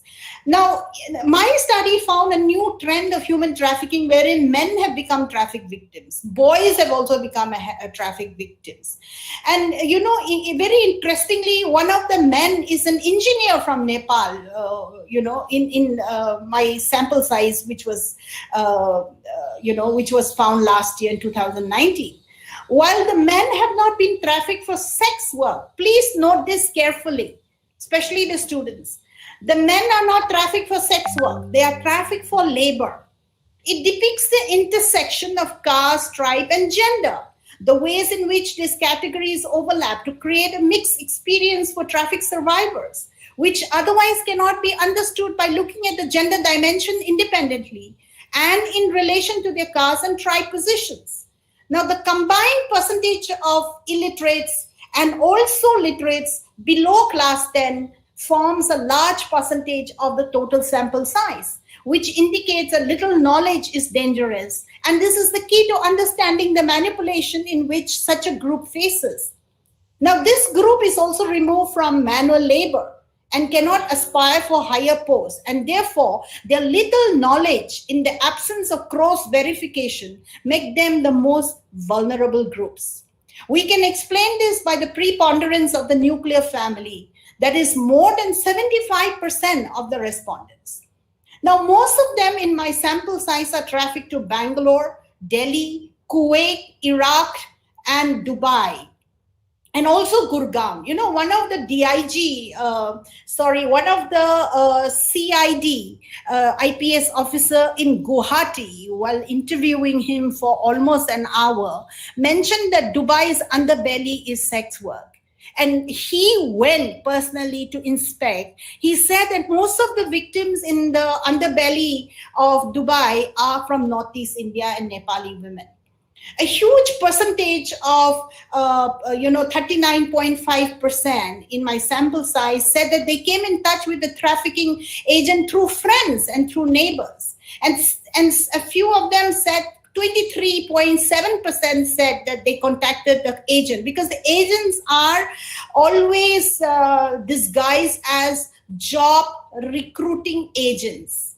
Nowadays, during the COVID-19 pandemic, they disguise themselves as, model recruiters, recruiting young girls, pretty girls. I know from a feminist point of view, every girl is beautiful. But here the young, the recruiters, the disguised traffickers are advertising for pretty girls with slim body, 24, 36 or whatever, and that became a main problem in examining the cybercrime. Now, interestingly, 23.7% of my sample said that they contacted the agents. Why did they contact the agents? Because they want jobs, they want better life. They live in the Northeast where there is lack of opportunity. They want to get out of the world, and social media and also internet is playing a role, telling them that life outside the region of Northeast is good, whereas life inside the Northeast is bad.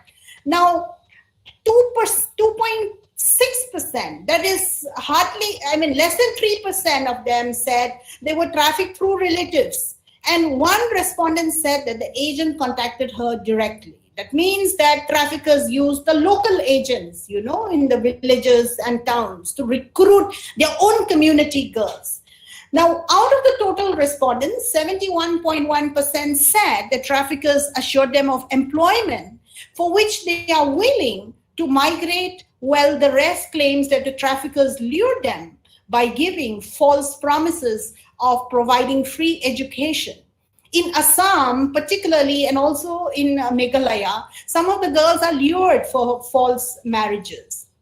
Now, this trend indicates that the survivors were lured with high expectations of income in a metropolitan city or in a foreign land, and also high expectation of marriage. Now, human trafficking is not only imposed by the traffickers on the victims, but quite a few respondents decided voluntarily. Please mark my word. Some of the victims of trafficking, they decided voluntarily to be trafficked in the guise of seeking for employment, and some few for marriages. Now, however, my argument is that this should not be recognized as a valid reason for falling prey to the desperate life, not fulfilling the promise of the traffickers. There are cases where girls and women are reluctant to go with the traffickers, but their economic condition forces them to go to their intended destinations. Traffickers found it easy to obtain the special permit at More in the international border trade town to transit into Myanmar. So therefore, they used the More route to traffic the Indian and the Nepali girls and women, including men, into Myanmar. And they're given the false identity in the status of Myanmarese passport. From Myanmar, they were trafficked to the Middle East, West Asian, Southeast Asian countries with new identities. A CID police officer in Guwahati told me, and I quote, "A Mizo girl was trafficked to Myanmar via More, and she was provided a Myanmar passport to travel to Singapore. Unfortunately, she committed suicide, and it was not possible to bring her dead body to Mizoram due to malified documentation." Trafficking via More route affirms that it is an organized and transnational criminal network. The neighboring countries should come together and tackle this issue collectively, unquote. The only similarity between traffickers and the militant organizations is that both are network-centric, aided by multiple nodes, connected invisibly through cell phones and sophisticated communication tools without a center. Zon Arkula and David Renfeld elaborated this in their work, Networks and Net Wars, 2001, published by Ron Corporation as a security alert. Therefore, it's a huge challenge to break them, since there is no single center or epicenter. So, it's very interesting for me to find that Nepali nationals came in groups to Manipur by flight, and some of them by four-wheeler via Guwahati and Nagaland. And they were in groups of 30 to 40 people, okay? And they first arrived from Nepal to Delhi, as I mentioned earlier. Now, what does this story reveal to you and me? The story reveals that there was a massive drive of girls and women in Nepal by the local traffickers because of the demand from other countries. These traffickers, they often recruit the local traffickers. If it is in Nepal, they will recruit a Nepali trafficker. If it is in Manipur, they will recruit the local people in Manipur. You see, and I find that these Nepali girls and women, including some of the male folk, arrive in Manipur, and this suggests a network of organized crime of the traffickers. It is a very organized crime. It is not that they came on their own. I mean, it's very sophisticatedly done. And the question is why they took this long route when they could have flown from Kathmandu straight to Dubai. Why do they come to India and to northeastern part and then land up in Myanmar? It also indicates the socio-economic and political situation in Nepal, and their poor conditions pushes these people to other countries. And I would like to quote Paula Banerjee's work, where she argued that the border between Nepal and India is open, and these women do not need passports to travel to India. The traffickers who benefit from their vulnerability encourage women to come to India without proper passports. Once in India, they find it difficult to prove that they are Nepali nationals. There are already so many Nepali nationals, Nepali origin in India, right? And there's a Indo-Nepal treaty, which allows both the citizens, to enter into each other's country without a visa. As I said in the methodology, that I interviewed two social activists. One is based in Shillong. She's a very noted social activist, Agnes, some of you may know. And another one is from Manipur. His name is Kesham Pradeep Kumar. He said traffic survivors don't know themselves that they were trafficked, as some Nepali survivors have worked abroad earlier, and they felt that they are traveling to find new jobs again. Traffickers deceived them by charging rupees 3 lakhs to 4 lakhs in Nepal currency with the promise of providing job abroad. There are middlemen who are local traffickers. but they do not meet each other often. In Manipur and Myanmar, there is a couple that runs a business in Delhi who were caught by Moreh custom officials. Later, they were freed as they had legal documents to travel abroad. The police came to identify them as a kingpin after they were realized. Now, there is an understated impression in the states amongst the law enforcement agencies that traffic victims generally belong to the other social groups, that is tribal from remote hills or Nepalis from Nepal. The police informant opines that trafficking agents are said to have connections with some of the politicians. Now, this connection always ended in the escape of the culprits from prosecution. An implication of this tribal victim culprit connection in the human trafficking conundrum, especially in the context of Manipur and also in Meghalaya, is the growing impression about the lack of interest on the part of majority of the lawmakers and law enforcement agencies in trafficking issue. Now, in another case, interestingly, in the context of Meghalaya, one of the politicians was arrested as a trafficker. And he was out on bail I think a year or 2 years back because of some medical problem. But, arresting a politician as a trafficker sent across a strong message in Meghalaya that no one is above the law. But in Manipur and in Assam, no politician has been arrested as a trafficker, although there are evidences in my field work that politicians are indirectly involved. Not every politician, sorry. Let me clarify, a few politicians, a handful of them are indirectly involved in trafficking. And maybe during the question answer section, I can clarify as to how they indirectly trafficked, the girls and women. For instance, the local trafficker is one of his supporter, the politician's supporter. So as his supporter, the politician will, support the local traffickers' standpoint rather than the police. Now, as human trafficking, which is a global phenomena, it has to interact with the criminal networks in Northeast that are again connected to a larger global criminal networks. An intersectional approach of Kimberly Crenshaw, which is concerned with subjugation and discrimination of girls and women of color, is being adopted to explain this process. Women and girls with Oriental racial features, I don't want to use the word Mongoloid because Mongoloid is a derogatory term, are often perceived as the people of the Far East.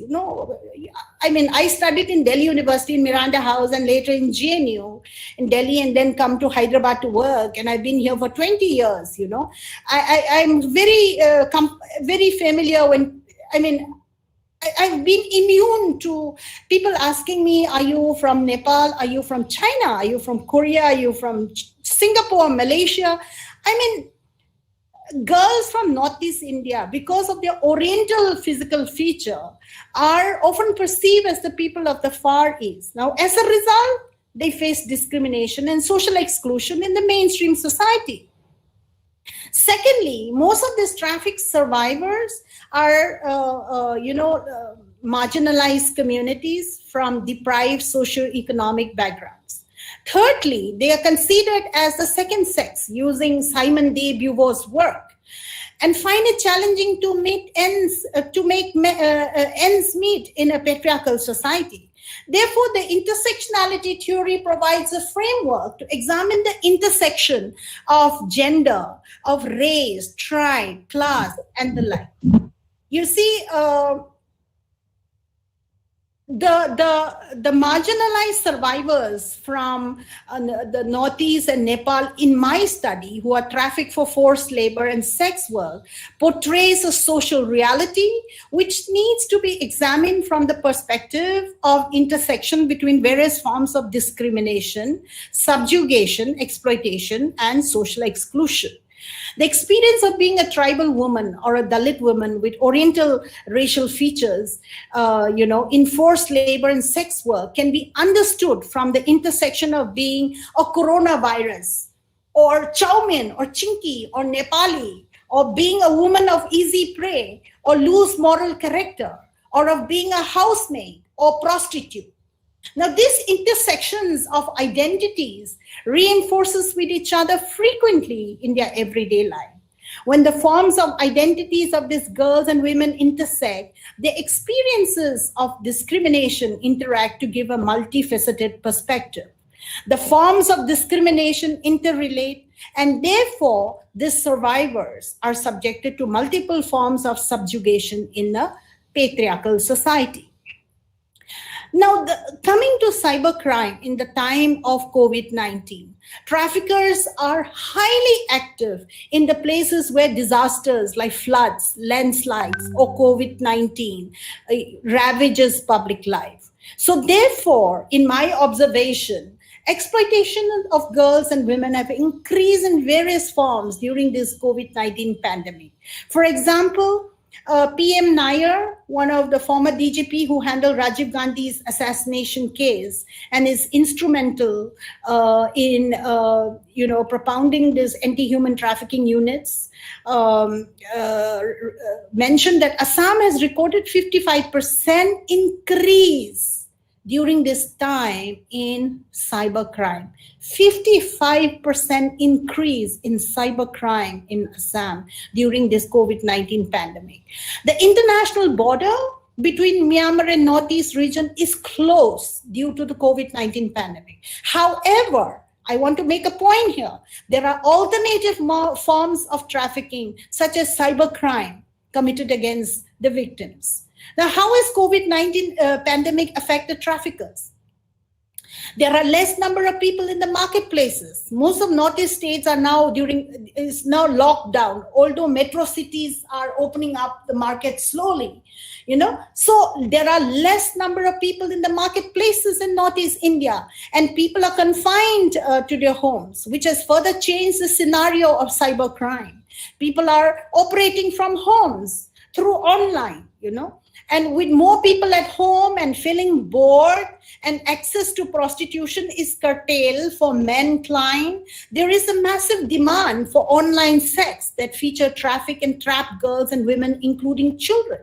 More time online means more potential exposure to recruitment by nefarious individuals during the COVID-19 pandemic.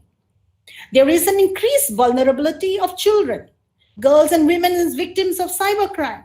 In July 2020, CID police officers from Kerala have reported that there are massive increase in number of people who log into pornography sites, especially children's pornography and girls' sites during the COVID-19 pandemic.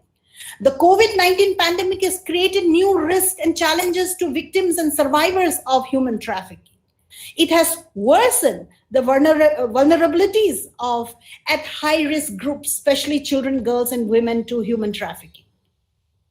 As Prof. Biswajit Ghosh mentioned, I endorse that the human traffickers use social media rampantly and also websites for recruitment of girls as models and for advertisement during this pandemic. There was hue and cry recently in around 1 or 2 months back as to how certain channels and certain websites, advertisers saying that they want girls from the Northeast to be models to join in their advertisement companies, and Facebook is and Hashina Kharvi, one of the anti-human trafficking crusader and founder of Impulse NGO network, as I mentioned earlier, have also told me many stories of girls whom she rescued were trapped in trafficking because of the disguised boyfriends, online disguised boyfriends who are traffickers, who lured them to metro cities. The national crime, I'll take another 5 minutes to wind up. The National Crime Records Bureau has recorded cybercrime such as sextortion, cyber blackmailing, threatening, cyber pornography, hosting, publishing obscene sexual materials, cyber stalking, cyber bullying of women, defamation, morphing fake profile, and other crimes during this COVID-19. And during this lockdown, the number of reporting of cybercrime, especially sextortion, at the National Council for Women increased from 20 before the lockdown Okay, February 27 to March 22nd, 2020, to 33 during the lockdown, March 23rd to 16 April 2020, which increased further to 54 number in the month of May. Now, several independent reporting of women seeking help with cyber crimes have increased, and there are a lot of NGOs who've recorded as many as 500 plus cybercrime abuse to the NGOs for help. Now, the cybercrime police find it challenging to catch the culprits, although they are aware of these sites, since there is no epicenter, as I mentioned earlier, and the traffickers keep changing their modus operandi. Preventing human trafficking during this COVID-19 pandemic and natural calamities like flood in Assam and landslide in Manipur and other parts of Northeast are very, very important. And we have to join hands together, with the police, with the NGOs to combat human trafficking. Now, let me give my concluding remark in 3 minutes. Human trafficking issue in Northeast India show that the challenge is deeply rooted with the weaknesses in anti-trafficking regimes and the themes associated with human trafficking. Preventing human trafficking will require creation of social security, job avenues, and financial well-being of everybody. The international cross-border trafficking in this study reveals that NGOs in neighboring states and countries are effective instruments in combating trafficking. Like, for example, last year in 2019, when 179 Nepali nationals were rescued from Manipur, actually Nepal Mighty, which is an NGO in Nepal, Kathmandu, have alerted some of the NGOs here, Impulse NGO Network, then the police in Manipur and some of the NGOs in Manipur, including the Department of Social Welfare Department. So that's how they join hands together and rescue the victims. So it is obvious that the traffickers understand the vulnerability of their potential victims and are able to lure them. Simple-minded, trusting parents often fall into this trap. In my study, we have seen the feminist neo-abolitionist theory and also neo-regulationist theory, which are relevant in the Northeast India. The neo-abolitionist theory is depicted where traffic survivors go on to be empowered through the NGOs and then the family support, and they find an alternative means of livelihood. There are several cases where traffic victims have worked as housemaids earlier and were exploited by their employers, and some of them have gone on to do sex work. In my study last year, one of the girl who's very, very young, 20 plus, mother of 2 children. She was a housemaid in Bangalore, but she became a sex worker. I asked her, would you come out if I give you a job? She said, no. I said, why? She said, I need a lot of money since I'm pretty, I'm young, the body of a young girl is quite expensive in the sex market, whereas the body of a 60-year-old woman is worth only 100 rupees or less. So some of them who have worked as housemates in the metro cities, have gone on to do sex work after they were rescued and reintegrated with family because of poverty. This is a clear example of the letter theory in play. The neoliberal human trafficking began with the growth of a neoliberal market economy in India and the Southeast Asian countries. Women from the impoverished states like Northeast India see the promises of prosperity in the neoliberal culture prevailing in South East Asia and also India's metropolitan cities as having emancipatory values and traveling there as if achieving social mobility. Connecting the push and pull theory is the transnational trafficking network. Now, this network pushed young children, girls and women into forced labor, and some of them sex work in metropolitan cities, which was examined from an intersectionality perspective. Pushed by poverty, conflict, lack of employment opportunities,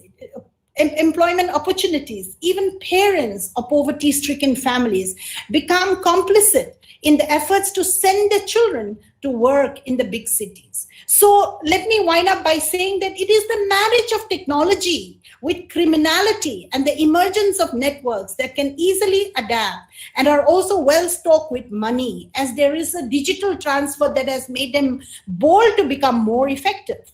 The encryption of message in WhatsApp, Facebook, etc. has also made them feel more secure. Rise of new mobile communication network and the spread of ICT, information communication technology, have brought about communication revolution. And this has only led to a new group of people waiting to form networks and isolate potential victims from their families, as there is an element of anonymity. Since sex work also has emerged as a lucrative alternative, a certain lifestyle that endorses consumerism leads many people to a debt trap. And hence they are given information about newer informations, opportunities, and hence they get enticed and entrapped. So short gestation periods and quick money for the agents in a short period is an important factor that has led to the explosion of human trafficking as a phenomenon. Prevalence of armed militants, secure routes used by militants, smugglers, and other criminal elements serve as a ready-made gateway for traffickers in Manipur, Assam, and Meghalaya. Thank you so much for giving me this opportunity to share my thoughts and my research findings. Thank you, ma'am. Thank you very much for your valuable speech. Now it over to our another faculty, honorary sponsor. Please continue, honorary sponsor.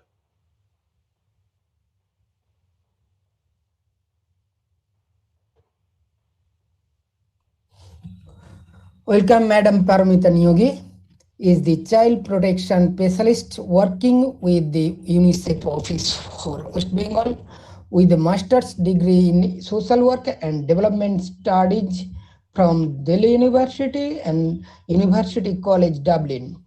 She worked in state and national level NGOs for more than 11 years before joining UNICEF. Within UNICEF for the past 12 years, she managed the child protection portfolio for the state of West Bengal and primarily focus in strengthening the child protection system, evidence generation for policy advocacy, and engaging with community-based structure and platforms for prevention and reduction of child protection vulnerabilities. Yes, welcome, madam. Thank you. Am I audible?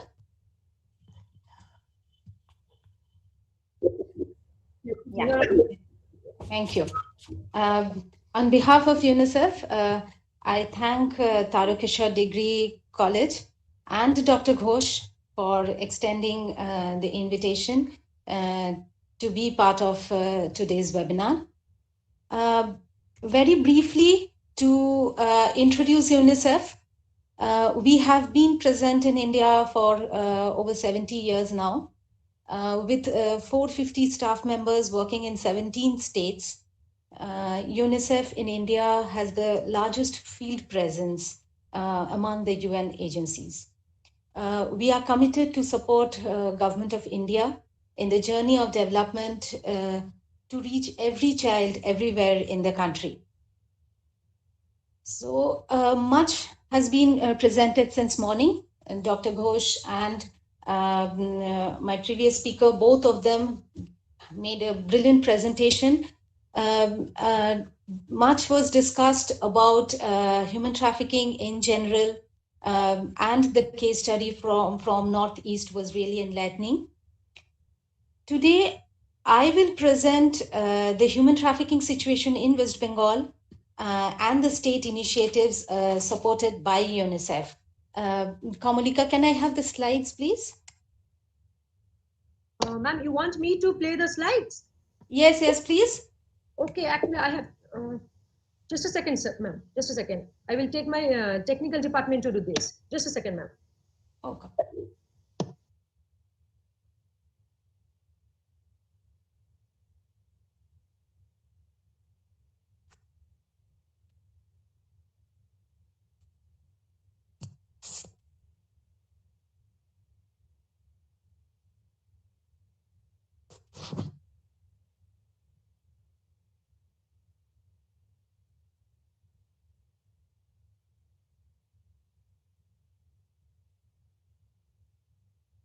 Ma'am, we just need 1 minute. Actually, our technical department is doing this.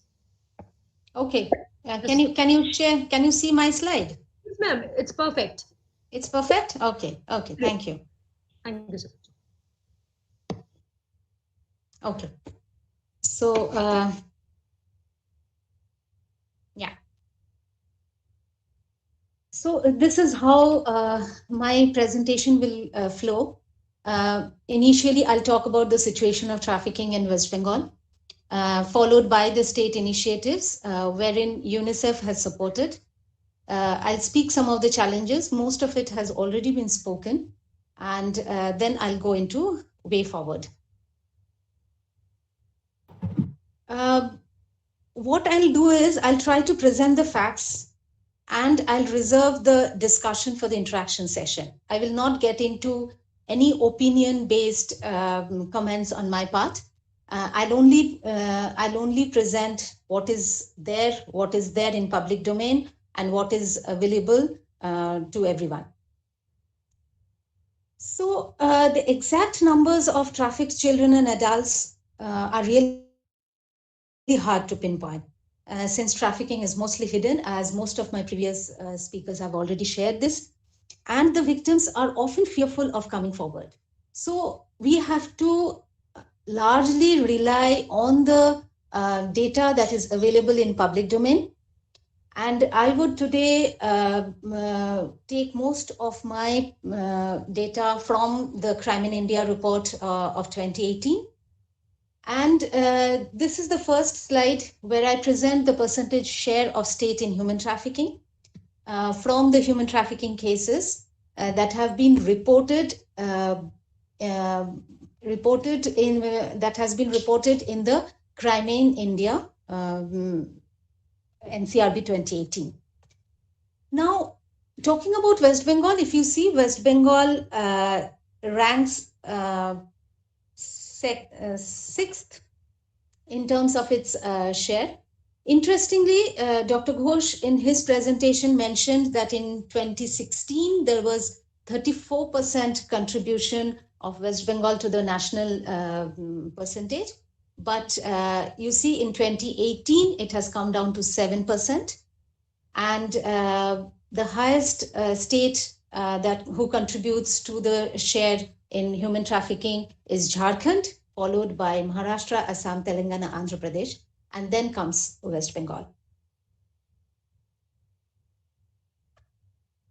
Now, since we do not have much data directly on trafficking, because Dr. Ghosh also mentioned in his presentation that when a child goes missing, the first thing that comes to the police is a missing child. Then comes whether the child has been trafficked or not, because the first immediate response by the police is either kidnapping, abduction, if there is any accused whom the parents or the neighbors or people can talk about, or it's a missing child.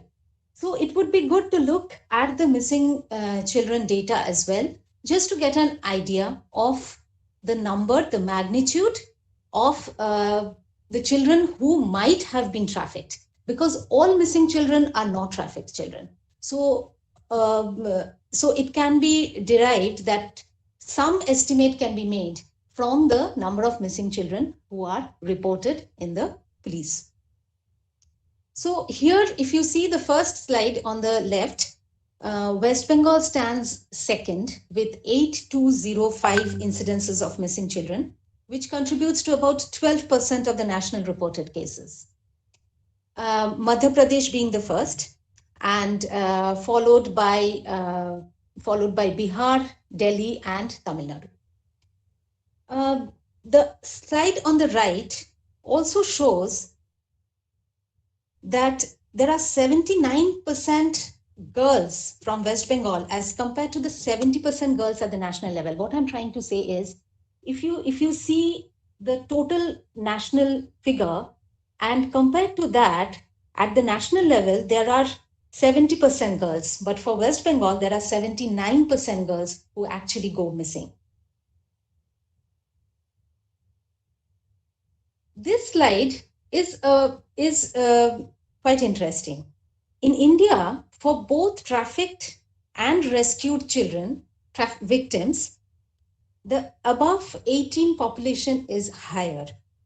While in West Bengal, if you see both for trafficked and rescued, the below 18 age group is higher. There can be two interpretations to it. One is that the saddest part is it highlights that more victims are trafficked below the age of 18, which means more children are trafficked who are below 18 years. And the other part is that more children are also rescued because below 18 are more rescued. According to the West Bengal police data, they say that 65% of the missing children are actually rescued, which not very much matches with what I'm showing, but it is close to what they report. Now, there has been several discussions around the purposes of trafficking. The NCRB report under purposes of trafficking shows that there are 11 categories that are actually reported by the states, of which West Bengal has reported for only 4 categories, which means the remaining categories are not reported by West Bengal, which means that the remaining categories are not relevant to the state. Now, what are these 4 categories? The first is sexual exploitation for prostitution, for which 68 cases have been reported. And the second is forced marriage, wherein 15 cases have been reported. The rest, if you see child pornography, forced labor, there has been no reports from the state of West Bengal. Interestingly, there is a 4th category on which West Bengal has reported, which is not highlighted in this particular slide, which talks about other reasons. And there, 169 cases have been reported. So of the 254 total cases reported by West Bengal, 169 cases are under other reasons. So we need to understand what these other reasons are, what all are included in other reasons, which is about 66%. So if 66% cases fall under other reasons, then it is very important for all of us to know what these other reasons are, which is not very clearly mentioned in the report. Now, coming to West Bengal, it's many times this has been mentioned that West Bengal is a source, a transit and destination in human trafficking. The state shares international borders with Nepal, Bangladesh, and Bhutan. We also heard it in our previous presentations today. Now, West Bengal shares border with Bangladesh, which is about 56%, which is about 2,200 kilometers with Bangladesh, about 100 kilometers with Nepal, and about 183 kilometers with Bhutan. As far our experience goes, we know that large number of people migrate or they are being trafficked. In some way or the other, they move into India through West Bengal. So West Bengal in that case is a transit, and they migrate not only for work, but also for other purposes. Recently, in the past 3-4 years, we have found a considerable number of migrants, male, female, as well as children, with families, without families, from Myanmar, moving into West Bengal, and then moving to other parts of India. As my previous speaker mentioned about the chicken neck, if you see the Uttar Dinajpur part, this part is the chicken neck.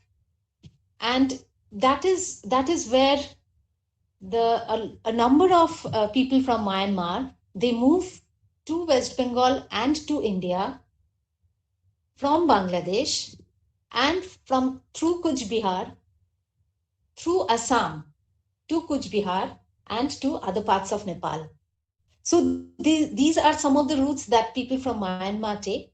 And we know that there are a number of Rohingyas. Immediately, I know that there are about 34 Rohingya children who are in the childcare institutions in West Bengal. And it is, again, a lot of front and back communication that goes between countries, between the Government of India, ministries, and the departments within state as to whether these children should be handed over to their parents or not, whether they should be released or not. So that's a big question.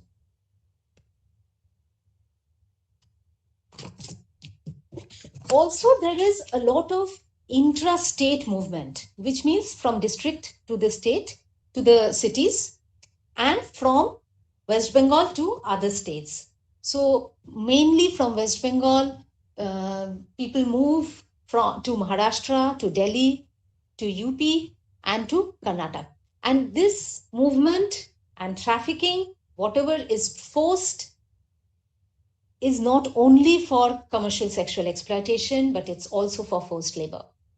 As I mentioned earlier, a large number of people move from one place, one state to another, from the rural areas to the urban areas, from the districts to the capital town, not only for commercial sexual exploitation, but also for labor.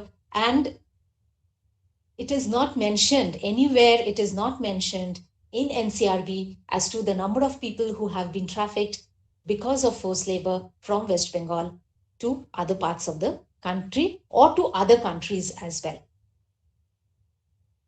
Also, we know that the neighboring states of Bihar, Jharkhand, and Orissa, there are a number of children and women and men, adults and minors who move from these states into West Bengal for work. So there is a lot of movement that happens cross-border, intrastate, and interstate, both from West Bengal to other states, from other states to West Bengal. And that is what makes the trafficking issue so complex in the state. Now, having said all this, coming to UNICEF's support to Government of West Bengal. Now, UNICEF's position and role is very important for me to highlight, because as part of the UNICEF's global effort to combat child trafficking, it focuses on building a protective environment for children. As UNICEF, we focus all our initiatives, interventions on children, but also on women. So a safety net of interconnected elements designed to safeguard children from violence, exploitation, and abuse is what we consider as our focus in building a protective environment for children. And what we look forward to, what we think is required to shield children from being trafficked, are these following 8 beliefs, these following 8 initiatives that we consider to be very important. One is government's commitment. I think Dr. Ghosh mentioned in the very beginning that it's very important to have the political will, government's commitment to child protection, to truly prevent the different social norms that we have, including child trafficking, child marriage, and all sorts of abuse that takes place. The attitude, the mindset, the gender stereotypes that facilitate or lead to abuses should be challenged, and that needs to be changed. I'll talk about it more details when we come later. Media and civil society, they are very much required, and they need to highlight and report on the abuses and the violations that are happening within the state. They need to openly confront exploitation, abuse, and violence. The laws, there are a number of laws, but a comprehensive law to address human trafficking is still not in place. But the other laws that are there needs to be consistently enforced.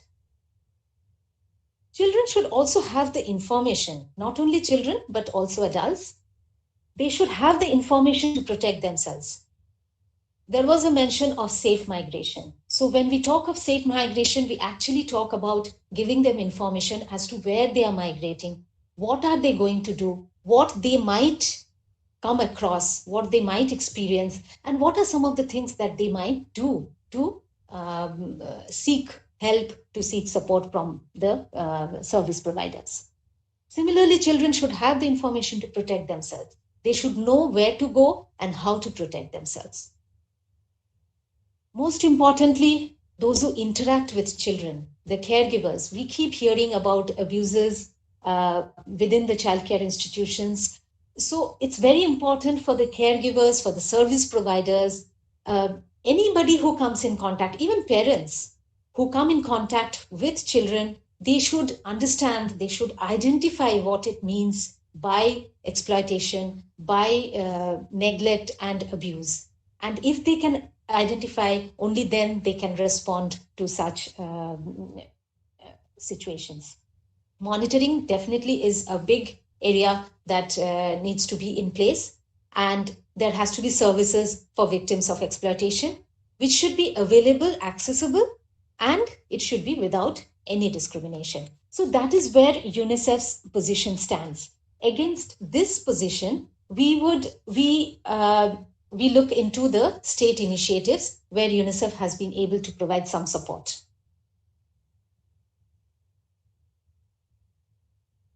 Dr. Ghosh mentioned about the cross-border dialogue that we were having way back in 2006 and 2007. Yes, we have moved from there. We have moved a long way from the dialogue that was initiated in 2006 and 2007 through a rapid assessment that was conducted between India and Bangladesh. Primarily Bangladesh, because there were a large number of children coming from Bangladesh. The biggest number that was coming cross-border was from Bangladesh. And that was the reason why Bangladesh was taken up first.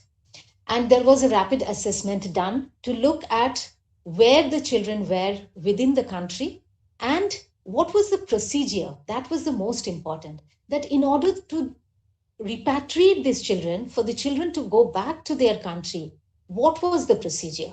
Earlier, before 2008, there was a lot of pushback policy that was followed.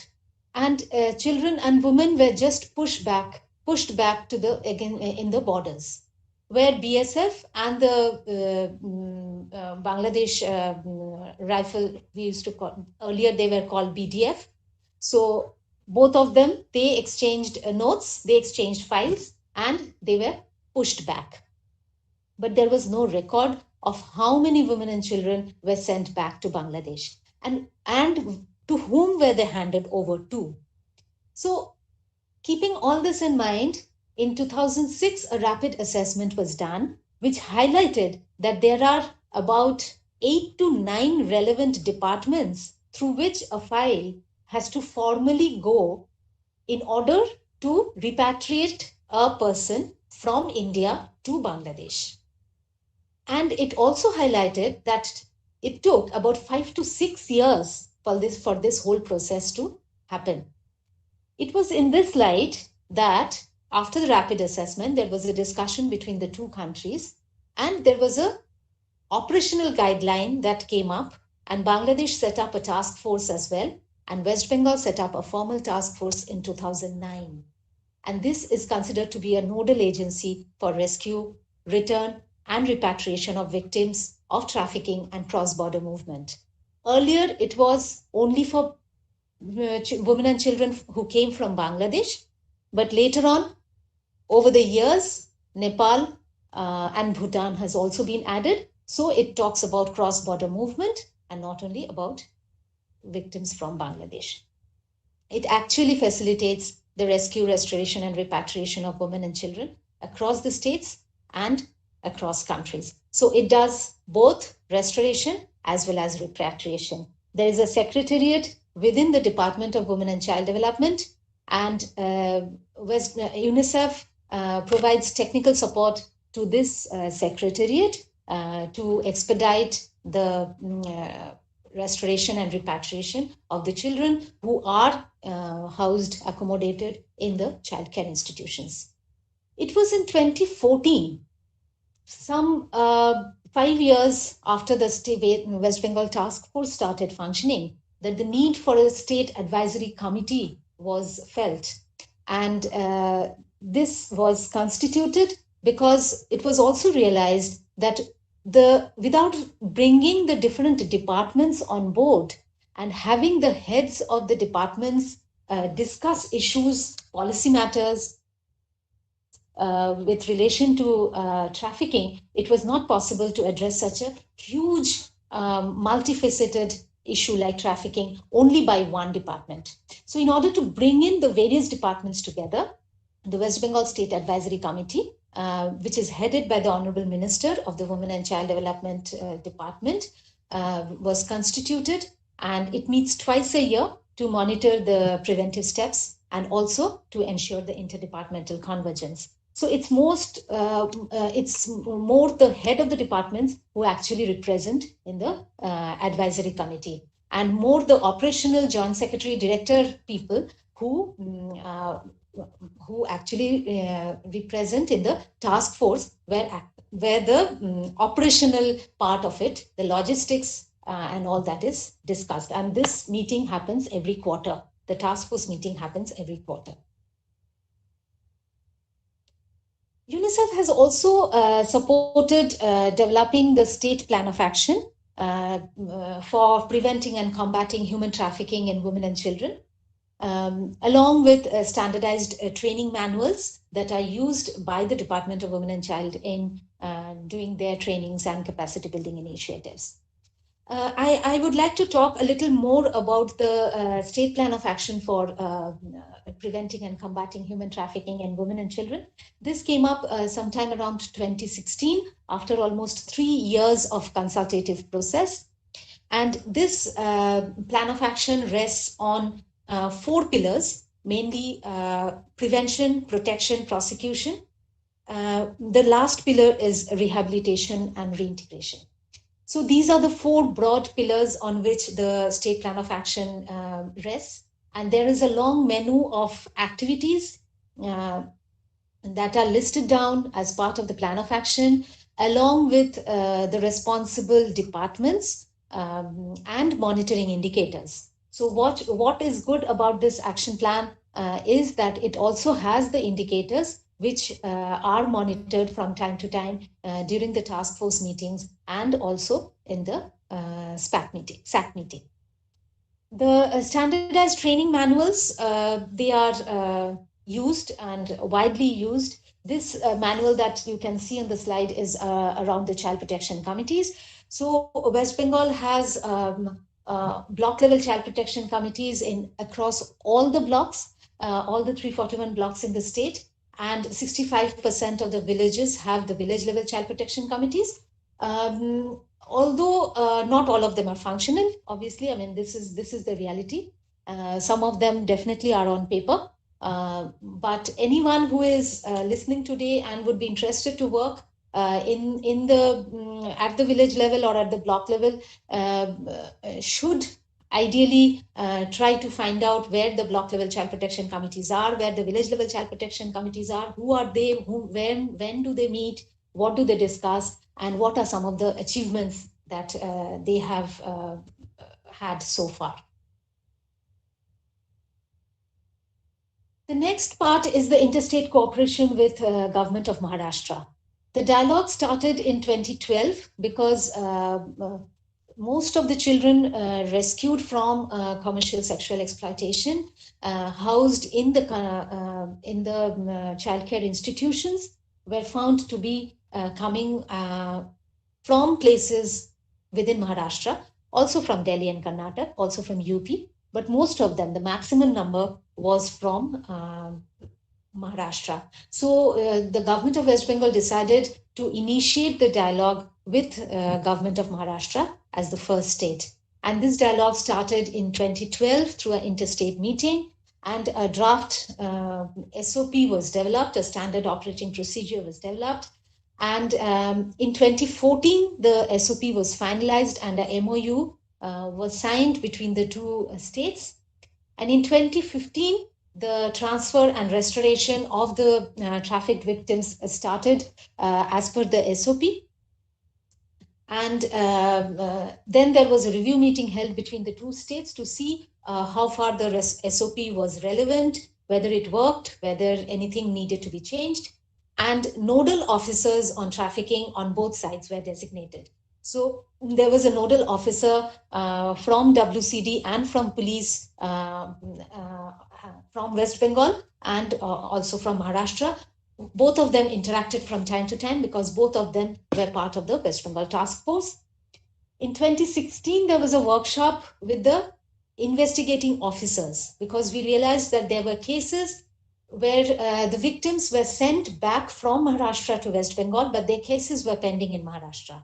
So the IOs were literally struggling between the two states to get in touch with the victims and to complete the cases, to complete the investigation. So realizing the need, there was a workshop of the IOs, which again continued in 2017, and regular video conferencing was happening between the IOs till 2018. 2019, unfortunately, we did not have any video conferencing between the IOs, and the partnership still continues because we have the state of West Bengal still uses the SOP that was drafted with the government of Maharashtra for restoration with other states. The same procedure is maintained for restoration in case of children and women from other states. Yes, I did mention about the cross-border cooperation earlier. The operational guidelines for West Bengal, this is what was developed, and it has a very detailed guideline. It talks about the steps along with timelines, wherein each step, how much time is devoted to each step, and what is the timeline that should be maintained to move for the files, for the cases to move from one department to the other. So that is what is mentioned in the operational guidelines. And this is still used for repatriation as well as for, it's mostly for repatriation, but for restoration, we still use the format, the SOP signed with Maharashtra. But still, there is a lot of time that takes place for repatriation to happen. For family tracing, as per the operational guidelines, there is a timeline of 6 weeks. So what happens is the child in the childcare institution, the details of the children are shared with Bangladesh Deputy High Commission, which is in Kolkata. For other states, it's the Bangladesh Commission, which is in Delhi. Now, the Bangladesh Deputy High Commission, once they get all the information from us, along with the information that they get from the correctional homes, because there are a lot of Bangladeshi inmates in the correctional homes as well. So they put it together, they bring it together, and they share it with the Ministry of Foreign Affairs in Bangladesh. And is this, can you see the slide? Kamalika? Yes, ma'am. Can you see the slide? Okay. Yes, ma'am. Visible. Okay. So the maximum time mentioned for family tracing is 6 weeks, but this takes a lot of time. This takes much more than 6 weeks, and this is the biggest challenge for the delay in the repatriation of children across borders. Also, we have experienced due to lack of effective rehabilitative measures, there is a lot of re-trafficking that happens. Sometimes it's re-trafficking, sometimes the victims, they on their own travel back to India, travel back to West Bengal, because there are not good effective ways of rehabilitation in their respective country, which is also true for our country as well. UNICEF has also supported in trainings of the service providers across the different levels, across different stakeholders, including people from the WCD, the Women and Child Development Department, police, judicial officers, NGOs, counselors, across the board, or even labor department. We have conducted trainings. We support workshops and consultations for policy decisions. We have developed a lot of communication materials with the government, and these are used at the district and at the block and at the village level. We have facilitated, we have a technical consultant who supports the government in facilitating interstate restoration and cross-border repatriation. A database of all children who are rescued, restored, and repatriated from the child is maintained as part of the West Bengal Task Force, and that is updated regularly on a monthly basis. And this data is regularly used by the task force to monitor the status of restoration and repatriation. At the district and at the community level, mass mobilization of adolescent girls and boys, panchayat members, self-help groups, and community members have taken place. We have been able to support the respective departments at the district level. Also the adolescent groups through NGOs and through schools, through the panchayat and rural development, the panchayat members, self-help groups, and community members. The Safe Migration Initiative that was started by the PNRD department was long back in 2009, and it was a very successful initiative. It still continues in some of the places in the state, but I mean, as a whole, it is not scaled up across the state. But this is again something that will be taken up this year and the coming 2-3 years, because with the pandemic situation and the movement of the migration, the reverse migration happening, and the migrants again going back to other states for work, this has again become very important. So there is a discussion that's going on to initiate the safe migration intervention with PNRD.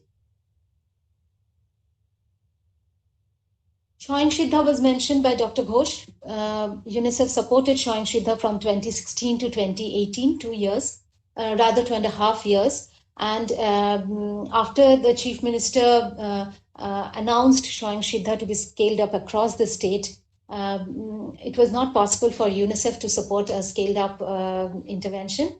The police, everything was handed over to the police, and some police stations who are proactive, who are still interested in taking forward the Shoin Shidha initiative, are still working on it. As part of the Shoin Shidha initiative, 22 traffic survivors were rehabilitated through vocational training by police in one district in South 24 Parganas.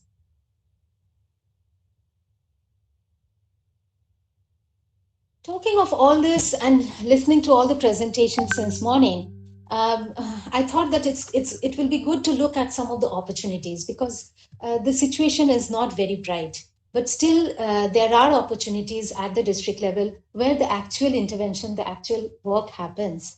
And that is where I thought that maybe giving some hope to the young students who in future might become development professionals and social activists. We have district child protection units in all the districts of the state. There is Child Welfare Committee and Juvenile Justice Board. These are all part of the ICPS scheme and mandated by the Juvenile Justice Protection Act. So Child Welfare Committees and Juvenile Justice Boards are there across all districts.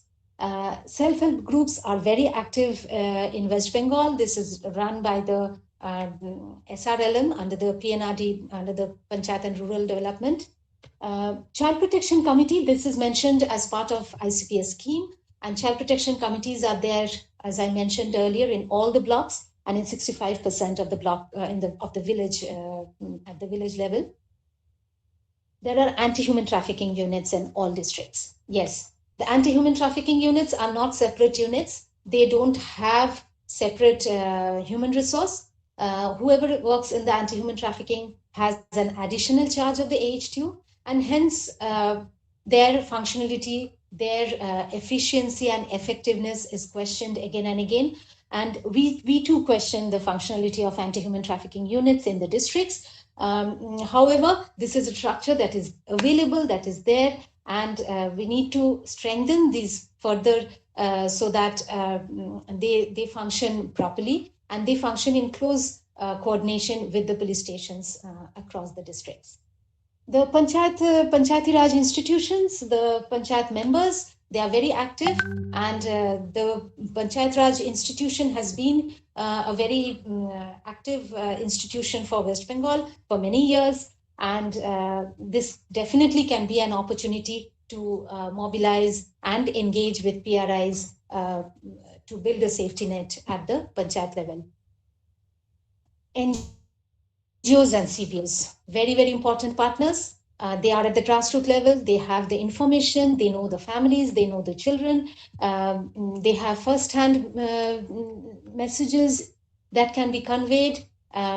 So they can create awareness on human trafficking. They can identify the vulnerable families, and they are a very important resource in this whole journey to combat human trafficking.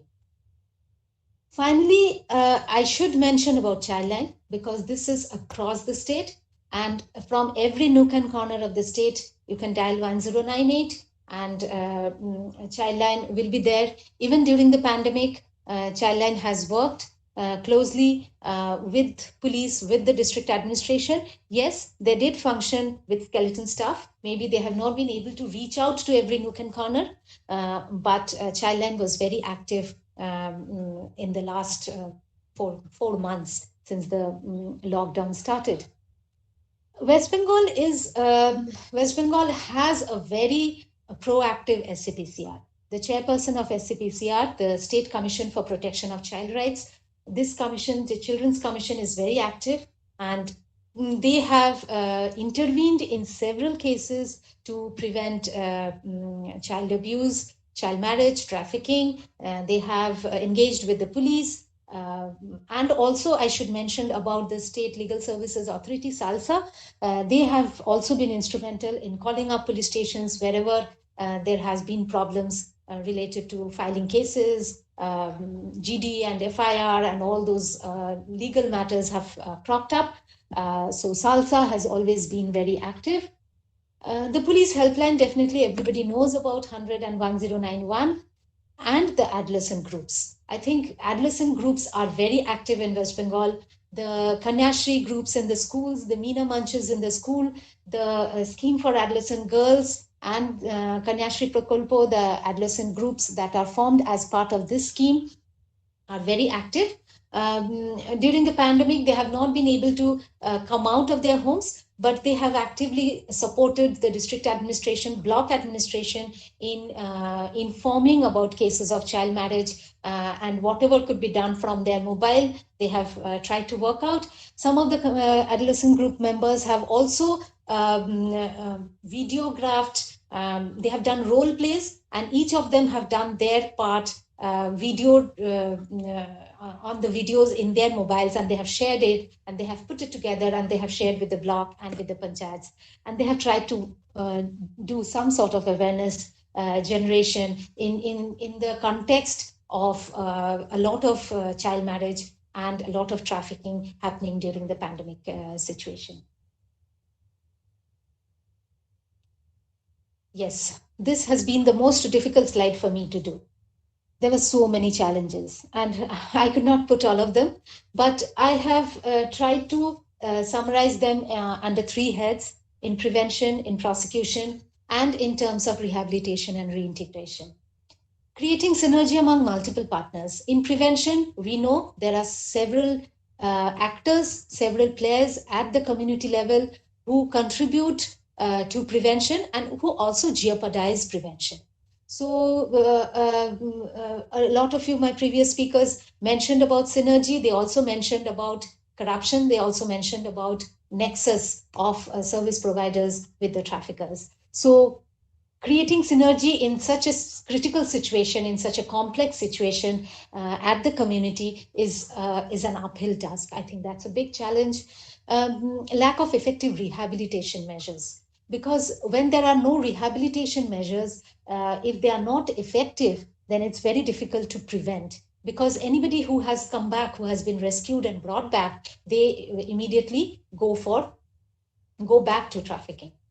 There are a lot of initiatives that happen at the response level, but very few at the source and at the transit area. So it's very important to have something at the source level. Addressing the root causes. This is where I will talk about mindsets, I will talk about attitudes and practices, the social norms, which are very difficult to change. But these are very important, and unless that happens, prevention cannot happen. In terms of prosecution, there are several challenges that are faced. Victimization of victims happens several times. There is a lack of priority among the police force. Trafficking has a least priority in terms of the ranking. The extent of trafficking is not known. There is uneven level of professionalism. Some of the police officials are very keen to take this forward. They prioritize issues around trafficking. A lot of them don't. There is a lot of lack of public support. People don't want to come out and report because they fear that there might be other severe consequences to it.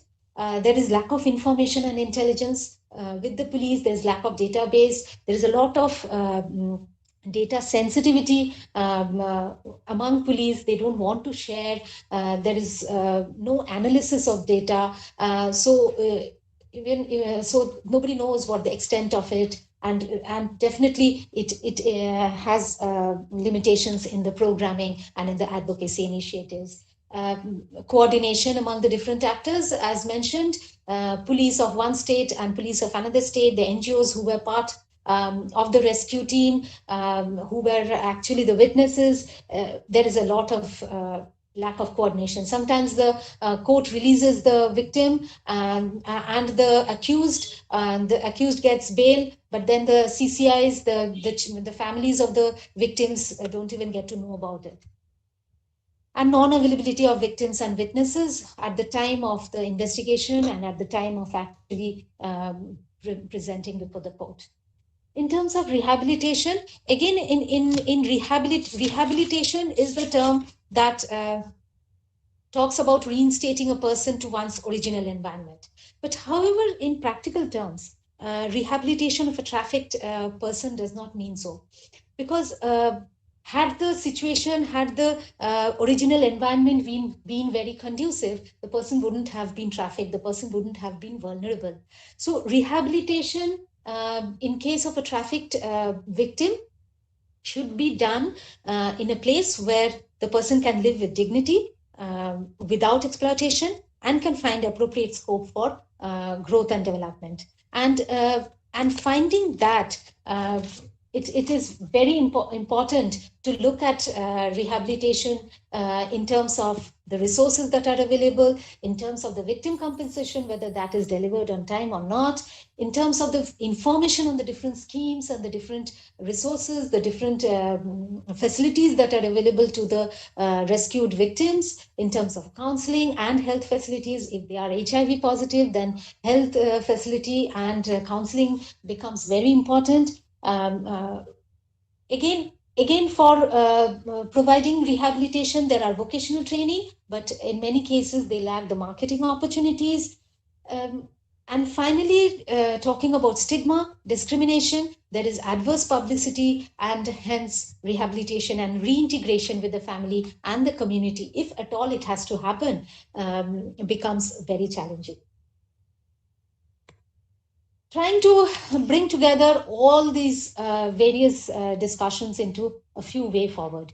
So first and foremost, I think I should talk about prevention. If prevention is done properly, then half of the work is done. Response follows rescue. So if children are prevented from moving out of the village, out of the protective environment, then a lot of the work that needs to be done later can be addressed. So strengthening the community-based prevention mechanisms, having a trained child protection workforce is very important, because that is where they respond, and they are the first line of people who are whom the children and the women, when they are rescued, encounter. So it's very important for them to be trained and respond accordingly. The third is use of data and evidence. Use of data and having a good database, and using the data for policy programming and tracking progress and documenting lessons is very important. Building in multi-stakeholder partnerships. We can also talk about working closely with corporate houses, and building other partnerships, bringing in various departments who can contribute to the rehabilitation and reintegration of trafficked victims. And finally, engagement with media and sensitive reporting. This is very important, but because it's important to keep alive the discourse on trafficking, and do proper reporting, so that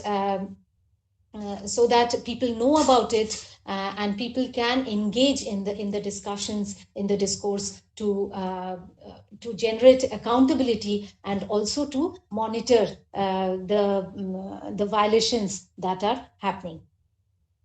With this, I would finally like to talk to the students who are there, and as students, I think you can play a major role in understanding the issue of trafficking, because it's very complex, it's very multifaceted. And if you come across anything that is suspicious, you should report. And for reporting, you need to understand the systems and the structures, where to report, how to report. You should also know the difference between GD and FIR, and what is the implication of reporting. All this should be understood properly.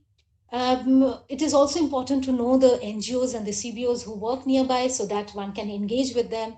Also promote volunteerism, and promote discourse on trafficking, violence, child marriage, and finally be alert and vigilant. I think these are some of the things that the students can take forward, even without being part of the larger child protection workforce. Thank you.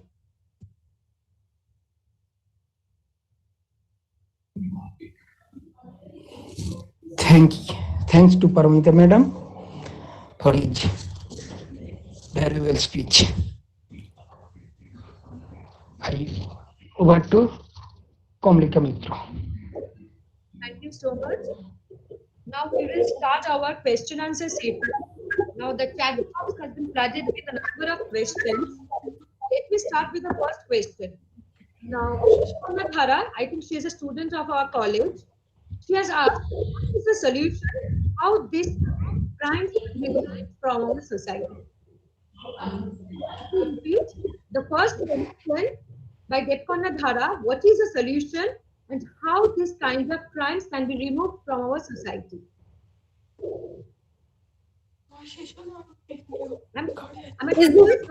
What is this question addressed to all three or to specific speakers?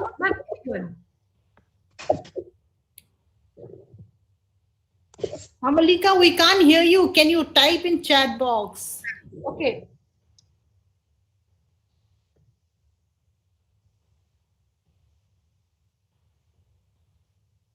Ma'am, can you hear me now? Yeah, better. Just a second.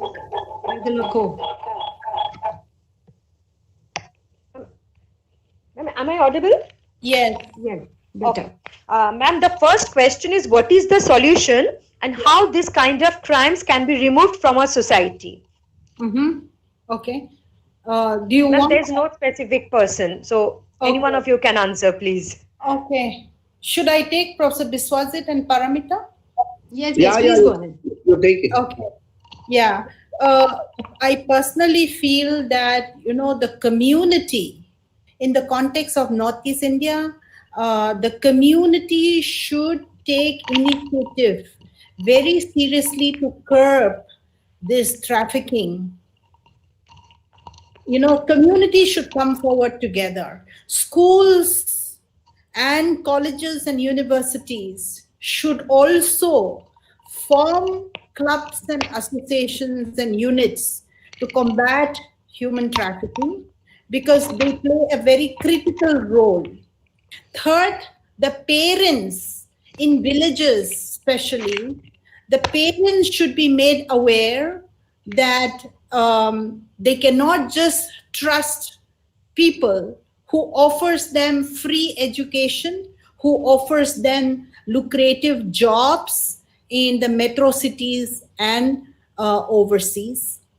And then the fourth is religious institutions. In the context of Northeast, the churches should play a significant role of informing their audience, their followers, that trafficking is rampant and that any suspicious recruitment or suspicious mobilization of giving free education should be curbed.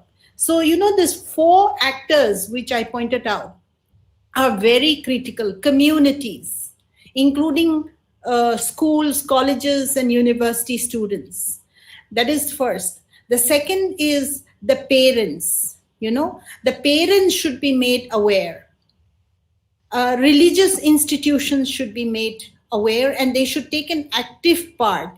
Because see, if you look at Meghalaya, if you look at Manipur, the hilly states where most of the traffic victims come from, are Christian-dominated groups, although there are Hindus and few Muslims, you see, and also the civil society organizations should work effectively at the grassroots level.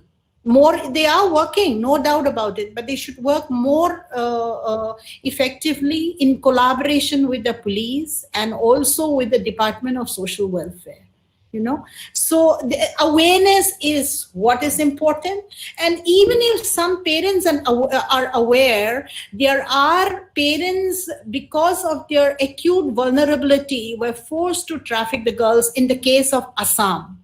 In my sample size, some of the parents are forced to traffic the children because of acute poverty. So therefore, in such case, student leaders and the civil society organizations should come in to curb this activity. So it depends on the massive awareness and also the willpower and the decision to be taken by these actors, which I mentioned, to curb human trafficking. Would Paramita like to add something else? Yeah, I think at the very beginning I mentioned in the part where I mentioned about the way forward, the first thing that should be focused is on community-based prevention work. So if prevention happens there, to build that safety net at the community level is very important. And that is why the child protection committees, the role of the child protection committees becomes very, very crucial. Because as the child protection committees are functional, they build that safety net at the community level. Children and women, they will move out. But even if they move out, they should know where they are going, if they are migrating, how many of children are migrating without parents, how many of them are migrating with parents, with their families. So that should be recorded at some point so that tracking can be done. And I think if it can be limited there, and if it can be limited only if the livelihood options at the community level are available to the families. If the livelihood options are not available, definitely the families will migrate, their families will move out of their homes. So I think very important work should happen at the community, at the village level, in order to address human trafficking. Of course, I mean, the response has to be very prompt. The response system has to be robust. Data has to be there. There has to be a lot of other things. Simultaneously, the law enforcement has to be there. But if the prevention is strong, we have seen where CPCs are functional, CPCs function very well. The number of children, women who are trafficked has gone down. So I think that strengthening the CPCs can be a very good initiative. Over. Can I take 2 minutes to just add another point? Yeah. You see, the interesting thing is when, in the context of Manipur, when the, police have curbed trafficking to a large extent, the traffickers use another strategy. Yes. Now, what is that strategy? Earlier in my study, when I started my work in 2008, and in my first project funded by UGC, University Grants Commission, I found that a lot of them have traveled through road, buses mostly, and also train. But when I started my new project in 2017, 18, and 19, I found that they've started using air, not road, because road is completely under the surveillance of the police, state surveillance. And very, very strictly monitored, how they come from Manipur. When they come to Nagaland, the Nagaland police intervene where they go, and they're mostly in groups. Then they come to Guwahati, the Guwahati police will again intervene in the trains, and the railway police is also very effective in Guwahati railway stations. So they are under complete surveillance of the police. Therefore, what they do is they use the new strategy of training these tribal girls earlier they used to train at their destinations, especially those who are trafficked to Singapore and Malaysia. When I interviewed them, the first girl whom I met and who prompted me to do this research in 2008, they were taught the basic etiquette, the basic English language, how to communicate with your foreign client in the international flesh trade market and the bars and clubs. But here in the second field, in the second project, I found that the girls were trained at the local level in Manipur itself, or in Assam itself, wherein they were dressed up like you and me, like college goers and school goers from a middle class, and they were made to wear heels, jeans, t-shirts, carry a sling bag, and then they come to the airport. The local traffickers would act as parents, uncles or father or mother, a lot of cases in Manipur in the airport itself, where in fact in Northeast, Manipur is the first state to have a anti-human trafficking unit surveillance in the airport under one sub-inspector. He is a very dear friend now to me. He is able to rescue hundreds of girls from the airport, and also were able to arrest some of the traffickers. But traffickers were again bailed out by the politicians. That's when in my presentation I talk about how there's a nexus between the local traffickers and politicians, because politicians will intervene. Top bureaucrats will intervene to bail out this local traffickers who are their vote banks.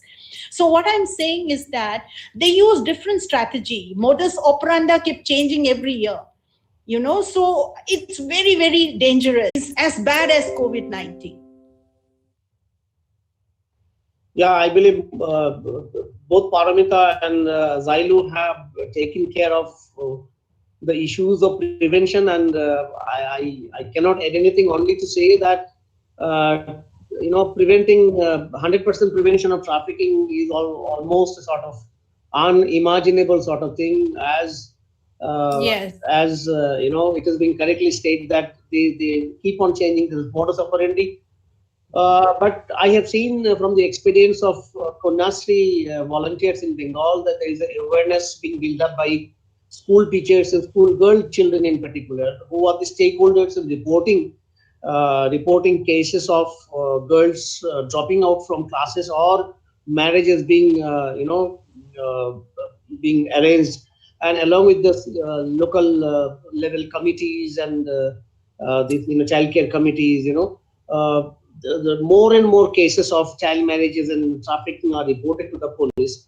And it is also seen in a sort of review of Swayam Siddha that if women officers are appointed at the local level in 24 Pargana, for instance, they are more proactive in tackling, trafficking cases and thinking of elopement, for instance, as a possible case of trafficking as compared to a male police officer. So probably there are a lot to be done at the administrative level, at the legal level, at every level we need to act, and then only probably we can cut down. We cannot stop it. We can cut down to a certain extent the menace of trafficking. I think if there are many more questions, Kamalika should take them up. Yes, ma'am. Yes, sir. So the second question. So should I continue? Yes. Okay. So the second, this is for Ajailiu ma'am. Has COVID-19 pandemic increased the human trafficking in India? I mentioned in my talk that yes, it has in the cyber world, because people are confined at home and people are, the CID police officer from Kerala, the IPS officer, mentioned clearly that there are millions of Indian men and women, men and boys who log into a pornography website, and also, there are agents who are recruiting girls as models, as advertisement models in the online websites and online shops or whatever. There's a massive demand in the market. See, it's all about demand and supply. So the demand during this COVID-19 is so much that it's bombarded. I mean, I didn't have the exact statistics with me, but whoever has asked me can send a mail, and I can give the correct statistics to her. I mean, the cyber sex is booming like never before now at this time of COVID-19, which indicates that trafficking is rampant in the cyber world, and this is my next project, which I'm looking forward to start within a few months with a team of few women, colleagues from the University of Hyderabad. We are writing the project proposal right now to look at cybercrime and human trafficking during the COVID-19. So I would endorse my earlier presentation, United and Telangana. And they're very, very effective earlier. But in the Northeast, when I started my work in 2008, there is not even a single police officer who claims that they have worked. I mean, all the 4 IPS officers whom I spoke to in 2008 and 9 claim that they have not handled even a single case of trafficking. And only 2012 onwards, in my study, the police have started working, and anti-human trafficking was also set up only then, but it's not effective at all. And another important point that I want to make is when the sub-inspector, whom I mentioned, arrest the traffickers, okay, from the airport or from the bus station or on the international border highway, the senior police officers will pressurize him to release the traffickers. This is the story that I get from my study. Why do the police officer, the DIG level, IGP level, why do they tell the younger police sub-inspector to release the traffic? Because the top cops get pressurized. They're pressurized by the politicians and the other higher up bureaucrats. So that's why I said I see nexus between the police, the top cops, bureaucrats, and the politicians. Now the politicians are not directly involved, as I clearly mentioned, in trafficking, but they're indirectly involved. Some of them feels that the trafficker is their vote bank, who can bring 100 votes or 500 votes for them during election time, and therefore they feel the urge to help the trafficker and rescue the trafficker. And these are small states, 30 lakhs population plus. 30-40 lakhs population hai. And in one district, you have around 4-5 lakhs people. So, the community knows each other pretty well, unlike the metro cities. So they know who the traffickers are. They know who these politicians are. They know who the top police officers are who pressurize the sub-inspectors to release. But they're helpless. The system is helpless. So there are evidences. But then, thank God, there are also cases, like I mentioned to you in Meghalaya, where the top police officer, the top politician was arrested and put behind a bar for years. He was recently released because of his health condition. So let's hope that as we do more research and our young people in colleges, universities, and school become more aware, and speak out more, I hope that there will be a positive impact even on the police, on the administration and politicians to act sensibly and to act in a way that they should act in terms of combating trafficking. Can I add to whatever Ajailiu has said about pandemic situation? It has been seen in 24 Pargana. I'm talking about certain cases where a person losing a job and the family head losing a job, it became so difficult for the whole family members, young children, and obviously the traffickers, the local boys made use of it, and then they offered job opportunities in remote districts, remote places.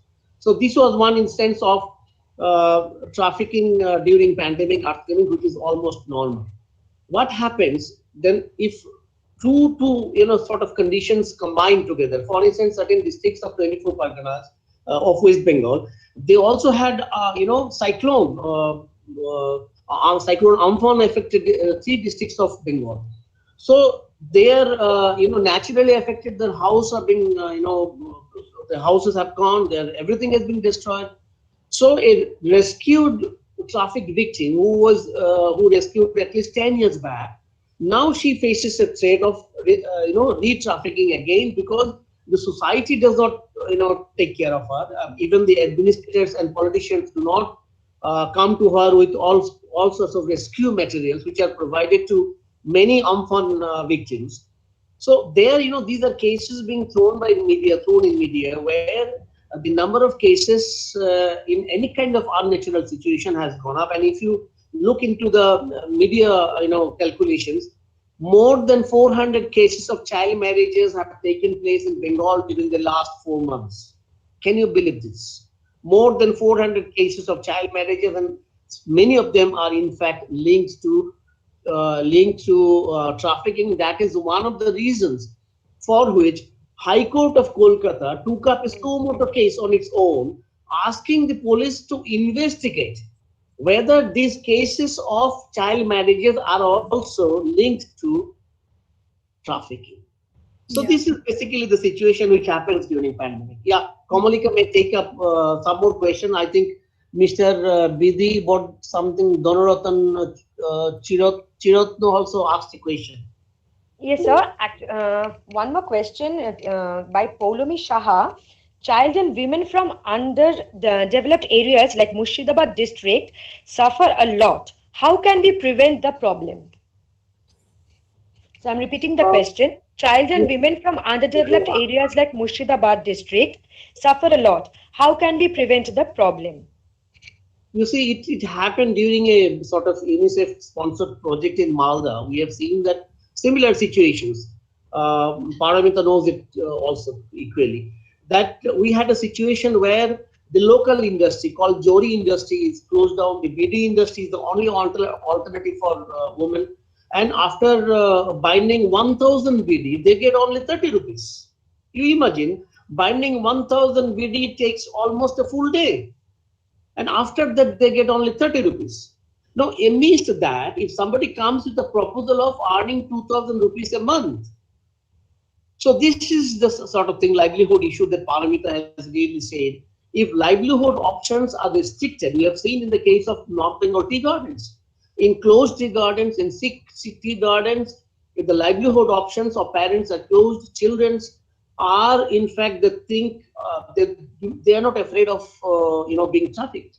you talk to them on the fears of being trafficked. They say, we are dying here without food. It is better that we go out and we get some opportunity. So given this livelihood options becoming almost to zero position, I think that exposes the crime of that brings in the issue of trafficking. I think Paramita might also reflect on this issue of livelihood issue, particularly in districts like Murshidabad, Malda, and 24 Parganas. Yes, I think livelihood is and has been a very important factor. There are different services, different schemes available, but what is not there is one, information, where to get the information about these livelihoods from. Secondly, how to access the schemes.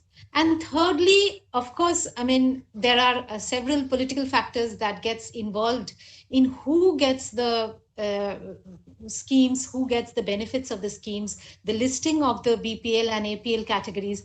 All these are very much entrenched within the whole issue of access to livelihood options. So I think until and unless we can regularize this whole issue, it's very difficult. It's not only about Murshidabad. It is so visible in Murshidabad because Murshidabad is huge. It's a huge district with a very high density of population.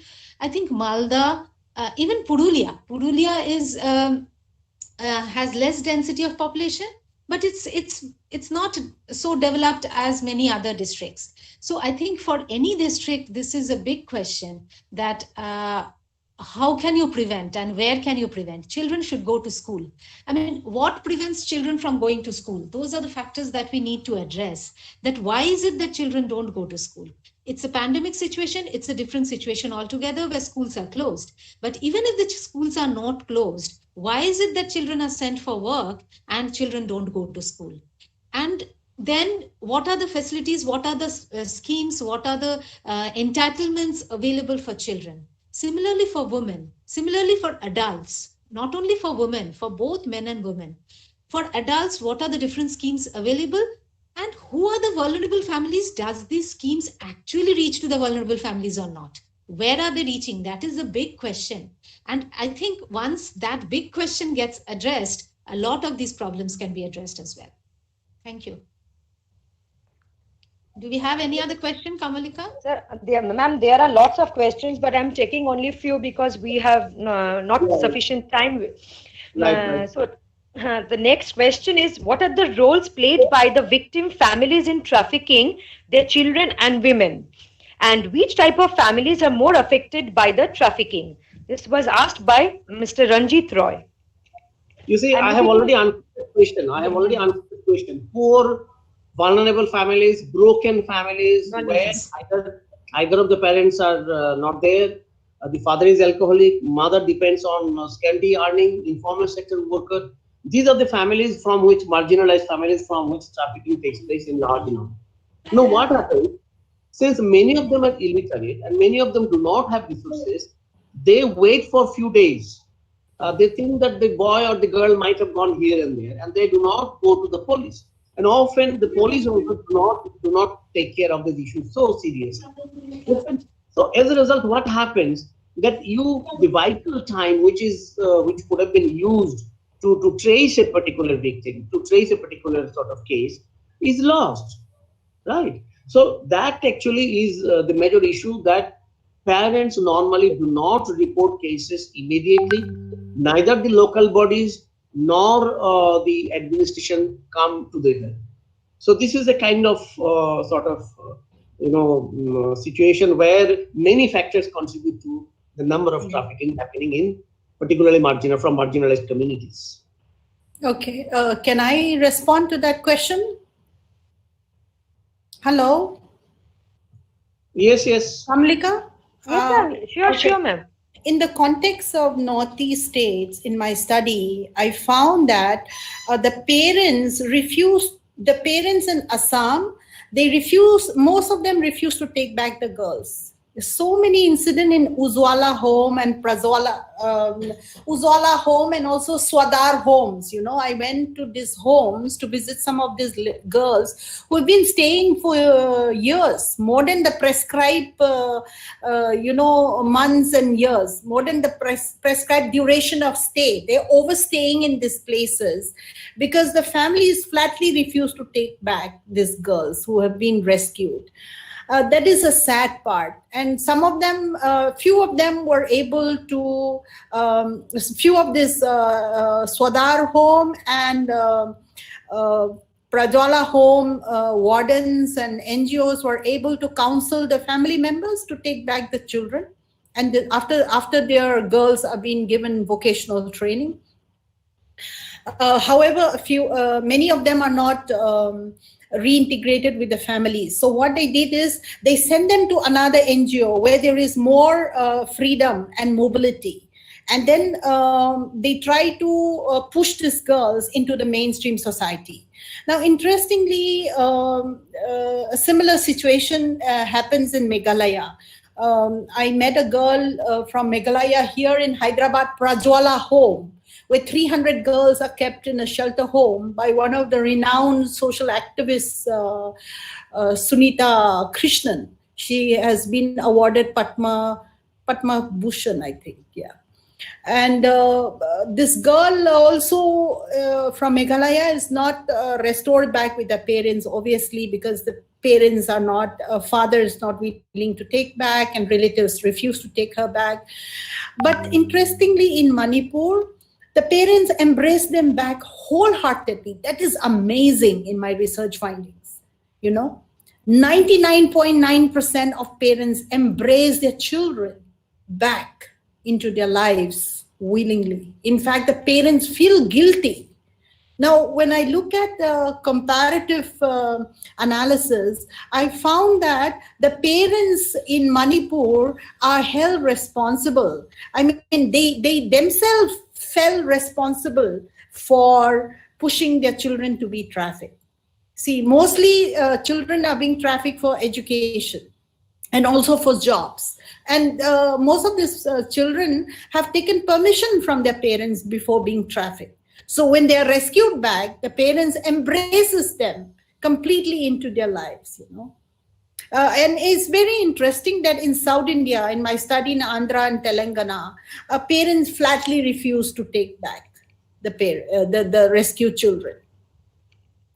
So I think this has to do with culture, you know. Yeah. Kamalika, I have another meeting at 2:30. So should I take it? Yeah, if you have, should I to me? Last question. Yeah. Last question. Okay, ma'am. So actually this question is for Paramita ma'am. Noyonika Datta is asking, how can we become a child protection officer of Unicef? As an officer, what are the responsibilities and what are the requirements to become one? Okay. This is a very difficult question. Actually, any position that is vacant within Unicef is advertised in DevNet jobs, and anyone who is interested can apply through DevNet jobs. The JD, the job description, and the requirements are clearly mentioned in the advertisement, and one has to go through that with the required experience, number of years of experience, and the educational qualification. All that has to be satisfied, and then the applications are processed, and it happens through a very, very formal process. Thank you, ma'am. Actually, we have so many questions. I think it's not possible to take all of them. So I will send all the questions to you in your mail so that we can forward the answers to respective I think persons. And so, sir, can we move on to the last part, ma'am? So can we move on to the vote of thanks? Thank you so much. Okay, now moving on to the last part of today's webinar, that is the vote of thanks. I would like to thank our eminent speakers, Professor Dr. Biswajit Ghosh, Professor Dr. Ajailiu Niumai, and Mrs. Paramita Neogi for taking time from their busy schedule and enlighten us with their valuable lecture. We are really fortunate to have you among us today. Secondly, I would like to thank our respected principal, sir, for encouraging us and providing all necessary help for this webinar. I would also like to thank my Sociology department, Mr. Chandan Kumar Maite, Mr. Animesh Pan, and Mr. Saurabh Ghosh for their constant support and active participation. Next, I would like to thank Dr. Arundhati Maulik Roy, IQSC coordinator, for providing constant support and help whenever needed. I would also like to thank all members of Women's Cell and all my colleagues of Tarakeswar Degree College for encouraging and helping us to carry out this webinar smoothly. I would like to thank the Computer Science Department, especially Mr. Sandeep Tigga, for assisting us in carrying out the technical part of the webinar. Last but not the least, I would thank all participants and students without whose enthusiastic participation this webinar wouldn't have been possible. As I said at the beginning, we got an overwhelming response from all of you, and will seek your participation and cooperation in future webinars. Thank you so much for joining. Thank you, sir. Thank you, ma'am, for giving us time and enlightening us with your valuable speech. Thank you so much. Thank you, everybody. Thank you, Ajailiu. Thank you, Paramita. Yeah, thank you so much. Thank you. Yes, thank you, Dr. Ghosh. Thank you, Ajailiu Madam and Paramita Neogi, for coming here in our webinar and for your very encouraging and enlightening speech. Thank you. Thank you. Hope we will get you again in our offline seminar. Thank you, sir. Okay. Thank you so much. Thank you.